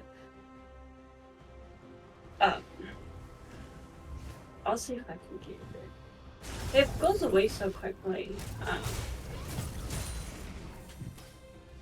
So yeah, Jim messed up. Sorry, Will. Unfortunately, that is something that is covered. I tried shrinking it down one time, but it's not working out in my favor. But Cheezer is just able to rotate and take their second Baron of the game. Jax is split pushing bot lane. Well, Malphite's top lane just pushing in that wave. The Baron after is gonna fall down to this to the side of Cheezer. What's your time? I feel like what? What's your time at? 29:59. So 30 minutes. Okay. No, I just wanted to check because you just started saying that late, and it sounded like you were a little bit behind. Oh no, But you're I not. was just kind of no. I'm just talking to me. No, I'm talking to me. I'm looking for an engage, but Wildcats just backs off. I don't think that they can really afford to fight because if they lose a fight in this base, it's just game. So I don't think Ward they can was just let the pleased. Cheezers walk in like this. They're gonna wait for those minion waves. They have 2 waves with super minions coming in. They're gonna be able to look for more. Psycho goes in, but gets knocked up first, and then pulled away from the rest of his team. He goes down without even a fight from the rest of his team. No. Can't tell if he overstepped or if his team just forgot him. No.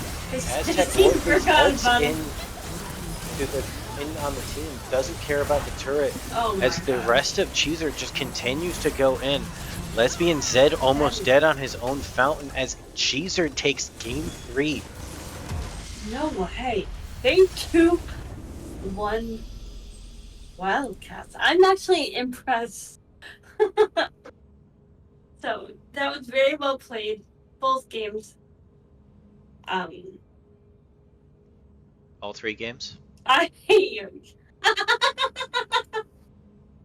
That's the case. I even voted for you. No. Yeah, it was definitely an exciting series. A lot of back and forth between the 2 teams. Gotta commend both teams for their adversity, because there were times that both teams looked like they were behind drastically, but they were able to stay in it. Funny Beaver having an outstanding performance on that Syndra in Game 3, leading the game in damage at 27,000, going 10, 3, and 4 for the game. Definitely the big damage that his team needed.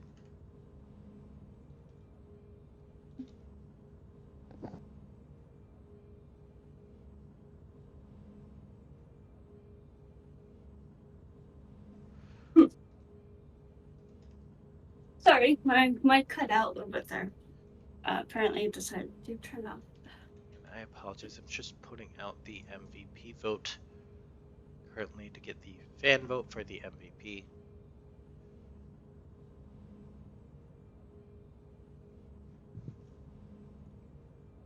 Just checking in on the status of. They're going into game. They're getting So ready we for are game 2 going to right be now. jumping into game 2 between Chocolate Thunder and Argonauts. As well after this. Should be an exciting series. Yes. For them. I do not know what the section is. I'm waiting on the MVP vote. We might bring in whoever while we also go through the draft for Argonauts versus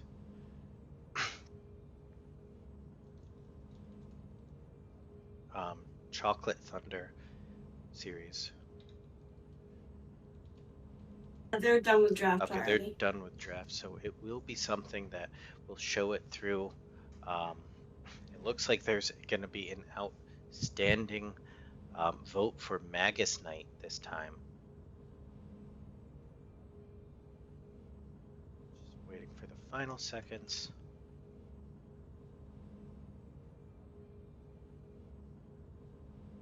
To go through on the vote.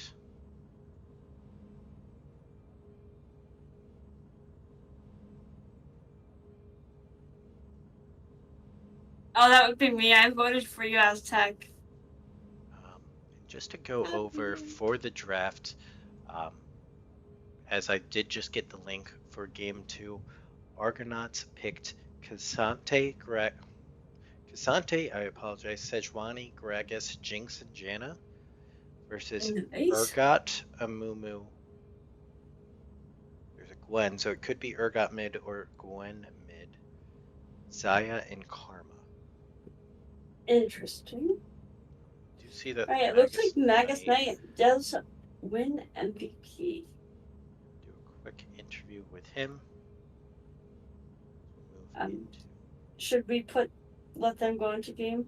Yes, we can let them go into game. And how are you doing, Magus? Hello. So we're gonna do this kind of impromptu. I'm currently leaving my house. I was supposed to be somewhere about 3 hours ago. So if all my friends are watching right now, I'm on my way. I will be doing this interview from my car. So hello, everyone. How do you feel after that series, though? Yeah. Pretty good. I don't know. I thought I played pretty well.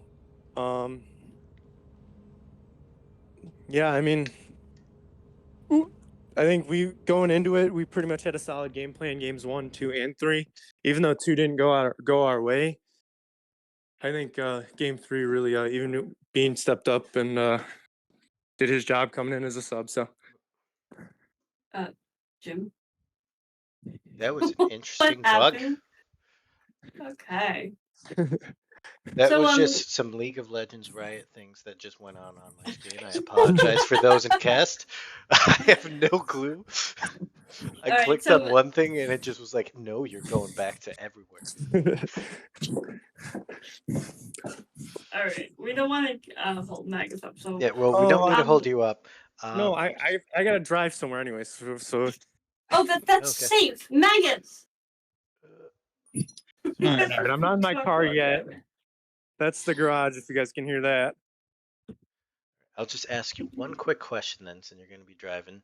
Next week, it's you guys versus MAS. Do you have any worries or concerns or anything that you think about focusing on? I didn't. So I left the Wi-Fi and I only heard about half that question. So next week is the well, not next week. For those of you watching, we are going to be doing an announcement afterwards, but we will be taking next week off as it is Easter weekend for those that celebrate the holiday. We'll be extending week 7 to the weekend of the 14th through 16th. So those of you that will be celebrating the holiday or whatever, you do have that extra week off. Week 7 is getting pushed to 14th through 16th. That week, Magus, you guys are going to be facing MAS. Do you have any concerns going there against them? They're currently first in the league. See, we play really loose, and like we honestly don't give a fuck about any of the other teams. And honestly, you know, we're gonna look into them and we're gonna respect them. But I think with the way we're playing right now, yeah, we're dropping game 2, but like it's a 3-game series, so every team's got to be ready to play 3 games. Yeah. And I think we have the adaptability to get, going into playoffs, being able to adapt to draft, adapt to different picks, and really adapt to different teams. So I'm not, the most concerned, but again, we'll still give them their fair shake. All right. Well, thanks so much for joining us, Magus. Great job tonight. Yep. And we'll talk to you later. Yeah, we'll catch you later. Thanks for jumping in Peace. for a chat before you had to drive out. Enjoy your night with your friends. Jim, close your chat. You guys as well. Good luck to all the teams that are playing still. Thank you. All right. And I just confirmed it is currently 1-0 Argonauts. Apparently Unfortunately, there's a lot of bit of bugs on my screen as I didn't get any of the first three drafts after my screen went kapooey there for a moment. Um, It's okay. We got this. But we are going to go on a brief spectator delay just because we are about to go into game number 2 for Argonauts. So just hang tight with us and we will be back shortly. all right, yep, we will be right back.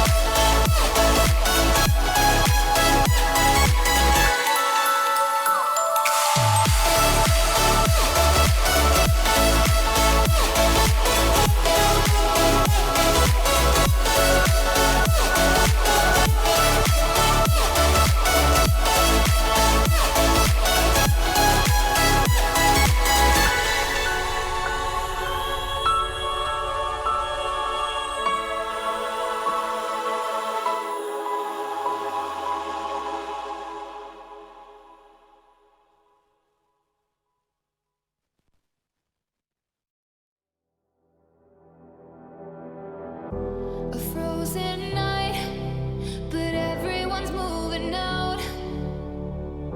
We all need time, but there's no way to slow it down. We're all dreamers, dreaming of the good life, but there's nothing that nice on the cards for us. It's alright though, 'cause we can have a good time, and we don't worry if it's dangerous. So take this ride and hold on tight. Hello and welcome everyone to game number 2. Twitch does lie to us and Jim has the wrong screen on, but it's okay. This is Argonauts versus Chocolate Thunder. So it looks like Argonauts is kind of looking for some type of invade as well as Chocolate Thunder But they're just gonna play some deep vision. I think that Zion backed off before they could really make any invade here, and they do spot a ward here. So it looks like there's gonna be no shenanigans, no screen shenanigans for this team. But I do want to point out that Bovine is now on my You can't bad just list. throw out Bovine. It has to be Galaxy. If you're gonna complain about Christmas skins, you gotta complain about all of them. Yes, but you know what? It was probably Bovine's fault because I told him that we would cast our second game. So he's like, everyone pick Christmas skins, and now I'm going to have to set him on fire. Disappointed in Red Eagle. He could have won a Christmas skin, but elected to go Prestige. No, it's not Prestige. It's Victorious. Oh. Yeah, it's Victorious Victorious. Prestige. It's not the same. It's same, but different. Oh, yeah. Dr. Bovine Bastard is putting some serious damage out on this Gwen. I don't think it's the same Gwen that he is used to going up against, so. We did previously had a Gwen in the series that did rank out. It looked like that Zaya might have just disconnected there for a brief moment or lagged as she stepped forward to the minion. Okay. Forward to the minion with a couple rocket shots to the face. I had never seen Soliman play. Oh no. Soliman's new to us here. He's coming in as a sub. Yeah, he was added as a sub this week. Huh? I want to say this is the first Cassante though that we have seen this series. I was actually just gonna look and see if I can find that out. I don't think anyone else has played it. No. See that, I don't think that they have. he is getting a lot of damage from AD Elise. Is getting his good fair trade. Amumu did try looking for a gank bot, did get caught up in the minions, had to flash out. The Jinx trying to step forward to get a kill. The Zaya going down though. The W to slow down as the Jinx is gonna run through. Might get a triple kill here. The shield from Mike's gonna steal it. Nope. shield from Karma does get her out. The E from the Urgot does get himself out. Not entirely sure if that flash was worth it from Red Eagle. As he ends up trading his for the Urgots. Definitely something that he'll have to come back top at some point in the near future. See about getting a kill up top side onto that Urgot. Bovine fairly healthy on this Gragas that we've seen him play quite a bit this and a level season. ahead. Definitely becoming one of his more comfortable picks.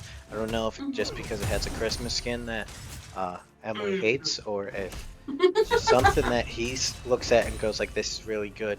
I know that it's been seen a lot up over in Europe, and a bit in Korea, I believe, as well. You know what Europe doesn't do? Is grief their casters by playing Christmas skins. Oh yes, they do. They grief the casters all the time. What are you talking about? No. Bovine's probably mooing because I'm mad about the Christmas skin. Oh no. So, what are you expecting to see out of this team? Since we didn't really get to see game number 1. I haven't really seen much. I know that they came in, fortunately had to fight MES their first week, which was the first place team. Yeah. And then last week, it's a rough team to face. Last week they went up against TDS, who that was this time where they dropped out, forfeited, and then this week they told us that they were dropping from the league. We do see here that the Argonauts are rotating to try to get this first Drake. Amumu's top side might be looking to try to get a kill onto this Cassante. As they're not Is really in that position where to he fight. wants to be though? I don't know because the Casante's not really pushing the wave. Yeah. Might just be the fact that he's sitting there waiting, but he's wasting way too much time here. Yeah, he needs to just back out and I because think he was could expecting have gone. Casante to be a bit more aggressive. I think he honestly could have kind of tried to contest for Dragon, or at least like applied pressure for Dragon, but instead he's just letting Sejuani scale up. The Casante finally no. goes in, but he does catch the Amumu going from bush to bush and backs out. Karma landing some poke onto this Janna, but the Janna and Jinx are chasing them down. The root comes in, but the cannons do not the traps do not catch the Karma as Karma's able to get out.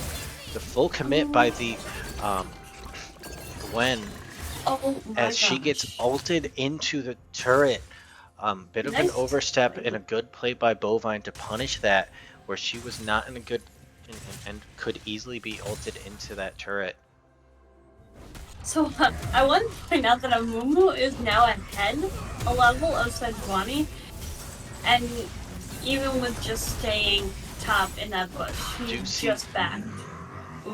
Did see that Sejuani return to topside with that flash down onto the Urgot and punish him in that during that earlier phase. Now it's going to be up to that Amumu to come up and now punish the Casante, who's flashless topside.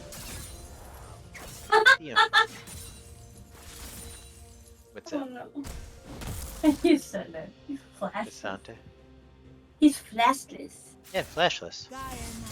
And his name is Lil Nas X. It's Casante. Casante. Yes. And he fights you where's with baguettes. Yeah. This Karma is getting bullied like crazy as she goes down her first time, but she is currently level 3 as everyone else in her lane is level 5 or 6. She's getting punished and bullied in this lane a lot. I don't know if she's just been playing way too far back, but definitely something that's going to hurt for herself as well as the team when it comes to team fights. Zai is doing her best to try to clear out this minion wave under turret, but she's even getting pressured as Jinx tries to step forward and tanks quite a bit of turret shots, almost goes down to turret there. The Gragas ult goes out, the belly bop to try to save the Sejuani, but the Sejuani goes down as well as the Gragas.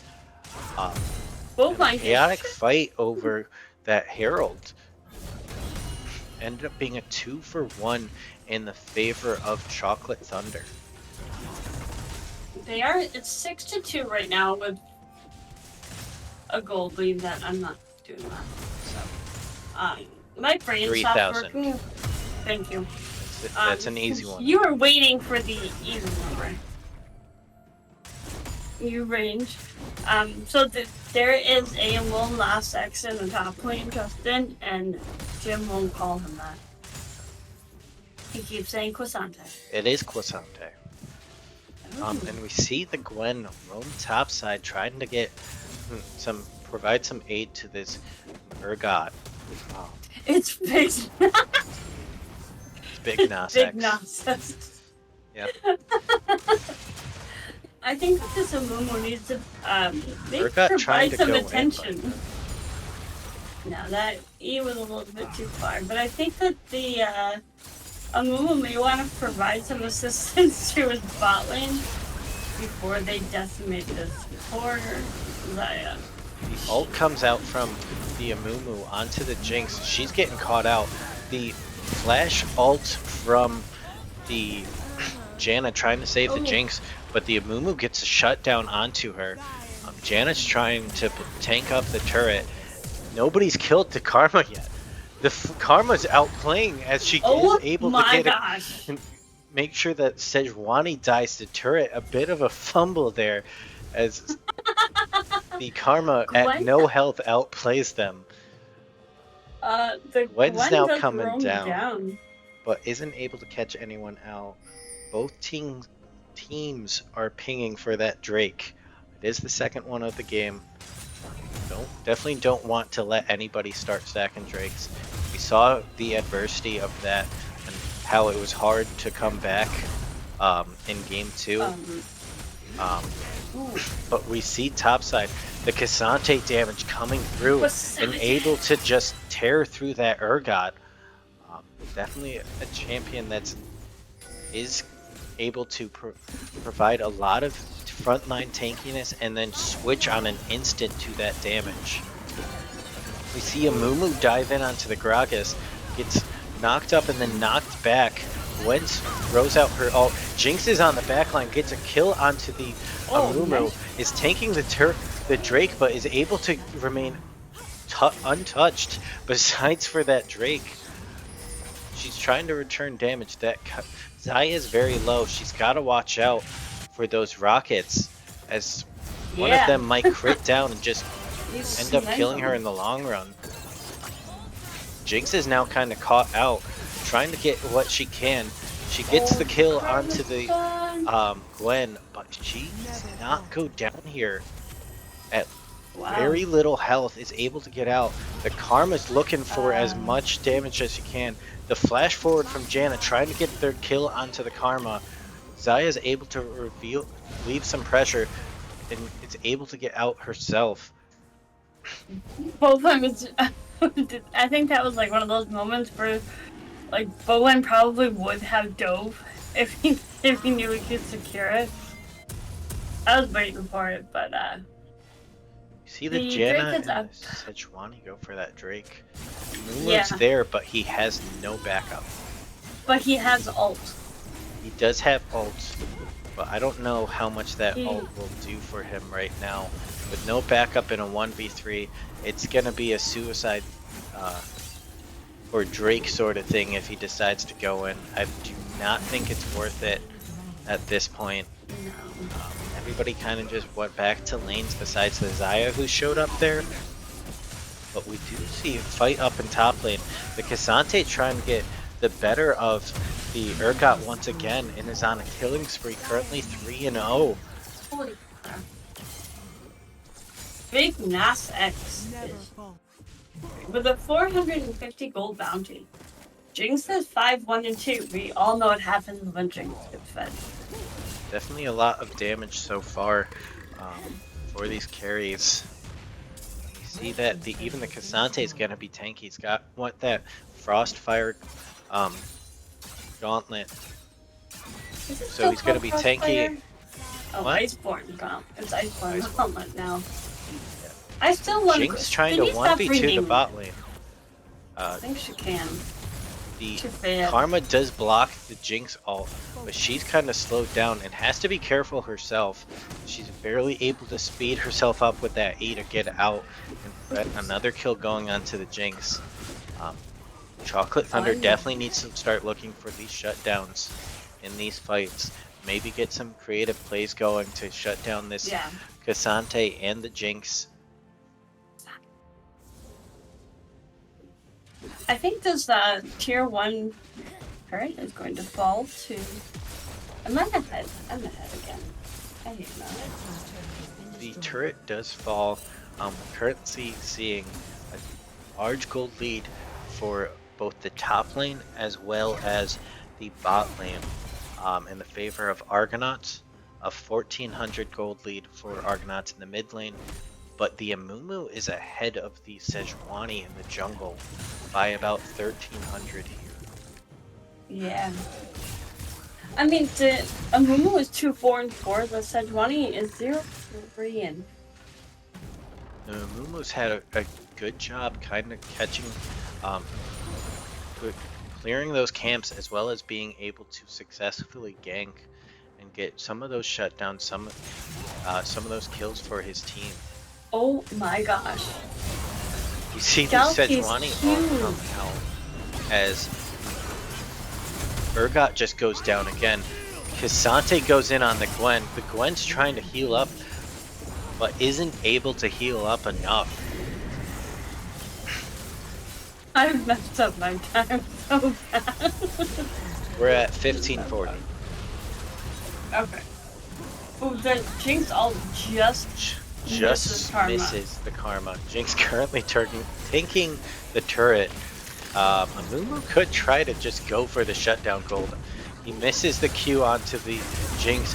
He flashes and ults in, but the heal is just too much as Karma goes down trying to get the Amumu out now. The bandage toss goes wide onto the Janna as she's able to just kite for the rest of her team out. Gragas is collapsing onto the Xayah, who was pushed really far out with no one else there to help. The ult does come out. The Janna does throw out the Q to knock up the Karma, but Xayah, but it's not able to get any help in regards to damage. Oh no. I think The flash forward from the Urgot trying to get attached to the Janna. Oh, no. The ult comes out onto the Janna. A big play as Cassante is now feared into 5. The Xayah's almost dead, but the Gragas ult just pushes them into Cassante. They're trying to escape, but the bandage toss is just short as Cassante is able to get to that blast cone and escape. Wow. He is unkillable. He is just big tanky. Yep. I don't know how to do the emotes. I'm not in charge of that. Do you know how to do emotes? We need someone to like manage our Twitch. I got an email about the emotes today, but I wasn't able to put anything up. If there was something that I had to do for the channel, I apologize, but I do not know if they're up. We do see the Jinx tagging the Karma, but I don't think you want to step up to 3 people. Yeah, you're fed, but I don't know if you're that fed to fight Xayah, Karma, and Urgot. I mean, an Urgot probably not, but he does pick up the Black Cleaver first, which is interesting because usually you see like either a Ravenous or a Titanic Hydra. He wants that for the Cassante who's sitting at for, Iceborne Gauntlet, Steel Caps, and Gargoyle Stoneplate. So Cassante's living large That right would be now. seen on this. Yeah, definitely a big frontline tank, which we haven't seen. Early smite by one of the junglers allows the Jinx to secure it. The Jinx is getting buried by the Amumu. The Cassante's in on the backline, but the Gwen is trying to kill the Jinx, but unable to.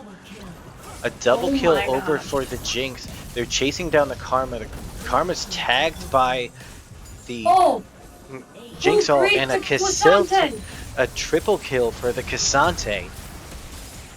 Showing that tanks aren't just tanks anymore in League of Legends. Apparently.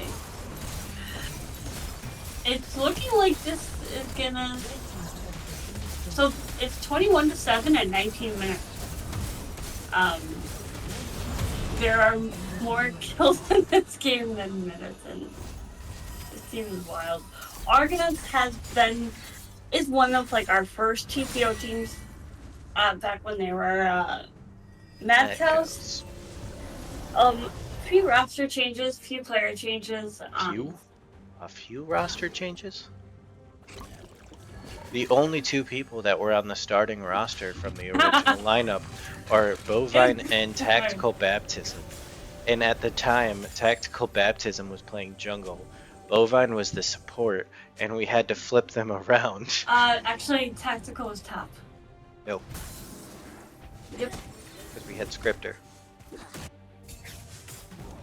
Oh, yeah. For some reason, Mike's like, I started top. I'm like, oh, really? And then we're like, wait a minute, he's not a top player. But we've had a lot of position changes, lots of roster changes, but definitely a new team. Interesting to see them play after all this time. We're no longer involved in like their control or what they do or who's on the roster, but nice to see them still going strong.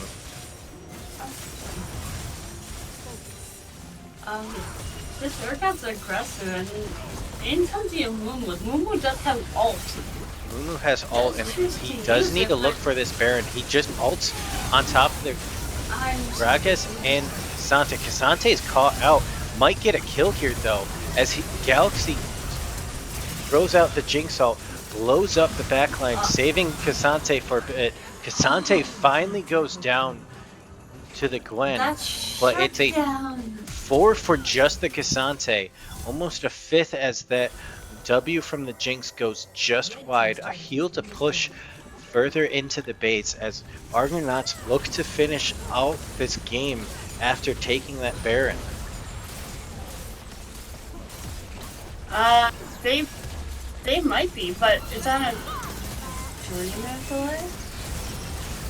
It's over a 3-minute delay, but yes, they are watching the stream.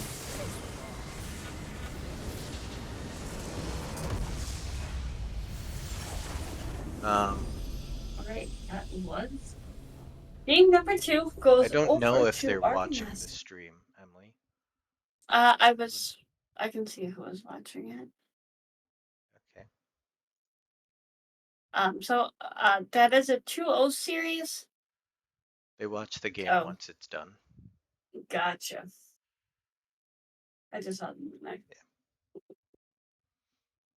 So congratulations to Argonauts for a 2-0 victory in the series tonight. Yeah.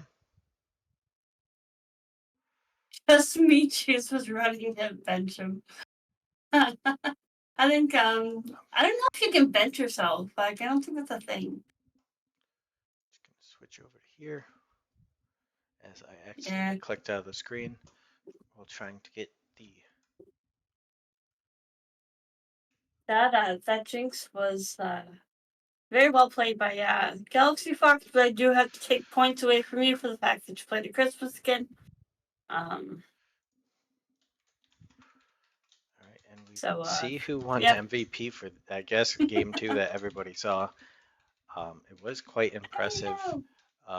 Sullyman, first time that we've seen him play, and he did exceptionally well on It's that a good- K'Sante.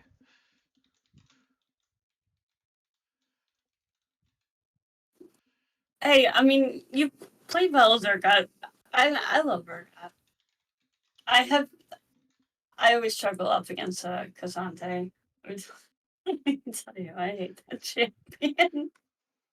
Someone that plays K'Sante and doesn't truly understand K'Sante, K'Sante feels like a champ that is very difficult to play against because of how quickly the damage can change regarding all of a sudden you're like, okay, he's just like whacking me with a stick, and then all of a sudden it's a really sharp stick and half my health is gone. Yeah, it's rough. It's rough, but Definitely a rough matchup, especially since the a big K'Sante stick. just wants to get on top of everybody. That's where he tends to thrive. Oh god. The big stick. You just stop reading what Bowen writes because I am so looking right now it is a 50-50 for top and mid. Dr. Bowen Basher. So everyone put your MVP votes in and see who we're going to steal.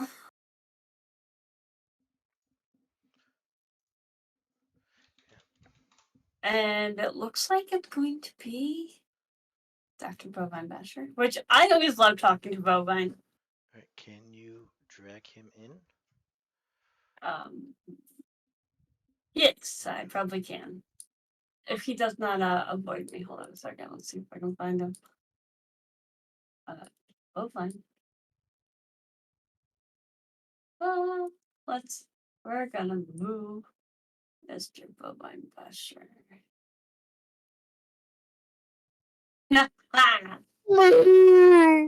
Those Christmas skins! I hate you! Just for you, mademoiselle, we have a late Christmas. We hope you enjoy very much. I can't stand you. As soon as I saw Christmas skins, I'm like, no way. He's not gonna do this to me. Fun fact, was not planning on running that until we saw you guys got into stream it, and then we decided. But have to shout out Red for not having a Poro rider. Oh So no. big shame there. We're gonna have to fix Yeah. that. Big Need oof. the Might need the need to all bench him Christmas skin next lineup. week. Yeah. Wait, Don't does play Jan Christmas even skin, have you a get Christmas benched. skin? Listen, we'll figure No. it out. Okay. No. Swear to God. So, how you feeling tonight, Bowen? I feel great. I think after some great discussion and after the last couple of weeks, we've really struggled with identity of the team. This one felt good. We able to, play really well and sort of execute a game plan going into it and, you know, play in what we wanted. And we had success both games. So, what are you looking forward to in the upcoming weeks? I don't know who Mm, plays. Jim knows. I don't. I mean, really, we're just looking forward to playoffs at this point. I think we underestimated Mass the first week. I think we were struggling against Wildcats last week when we played them. I'm really looking forward to playing either one of those teams. I think if we get our heads the right way and get a good team comp going, we definitely showed we can run some teams down if we need to. And I don't know if you have been made aware of this, but you will not be facing Baby Cod. What are we facing, Baby Cod? What? No, He Baby ranked Cod out. ranked out this past week. Hit Diamond 4, so is no longer eligible to play. Um, Baby Cod, Yeah. why'd you do it? I know. I was like, Wanted to give you. I wanted to give you the big Gragas again. He oh God. grinded that Gwen so hard all the way to Diamond 4 as we looked at his account and we're like, oh, man can carry on that Gwen. Definitely was a Hey, scary sight to see. hey, shout out to congratulations to him for getting to diamonds. I know, if you put your mind to it and settle down into that, anybody can do it. But hey, we'll miss you. I definitely wanted to play against your Gwen. It was a fun matchup to play into that. Yes. So now that we are down to 6 teams, These 6 we remaining teams are going to be in it. yeah. Positioning still matters drastically. Um, the first and second seed will end up getting side selection for game 1 versus their opponent, and the 5th and 6th seed will be in single elimination versus the 1st through 4th seed being in double elimination. So that Okay. is something Oh, it's big gonna be to wild because kind I of look at. understand none of that. You guys do have one matchup left. I don't know if you were watching earlier. We did Yep. push back week 7 to the 14th through 16th, but your last matchup is against Testicles. Any thoughts on them? I haven't. Besides loving the Hugh Janus, I mean, I really like him.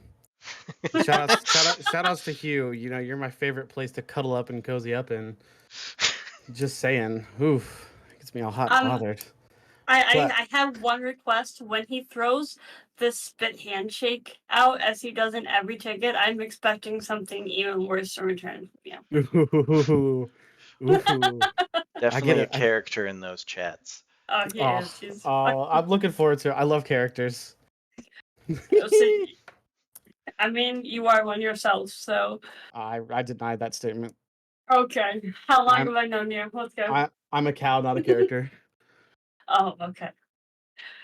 So yeah, congratulations. You guys played extremely well. I mean, Galaxy was amazing. Unfortunately, I had to take points off of him because he played Christmas Jinx. So, but he played exceptionally well. Mike was a great asset to Galaxy. So props to you guys for kind of pulling it back because I know there was a few struggles, but you guys played well. All right, thank you very much. Shout outs to everybody. I think this is it's been a great week for all of us. We definitely showed that we can play the kind of league we want to play.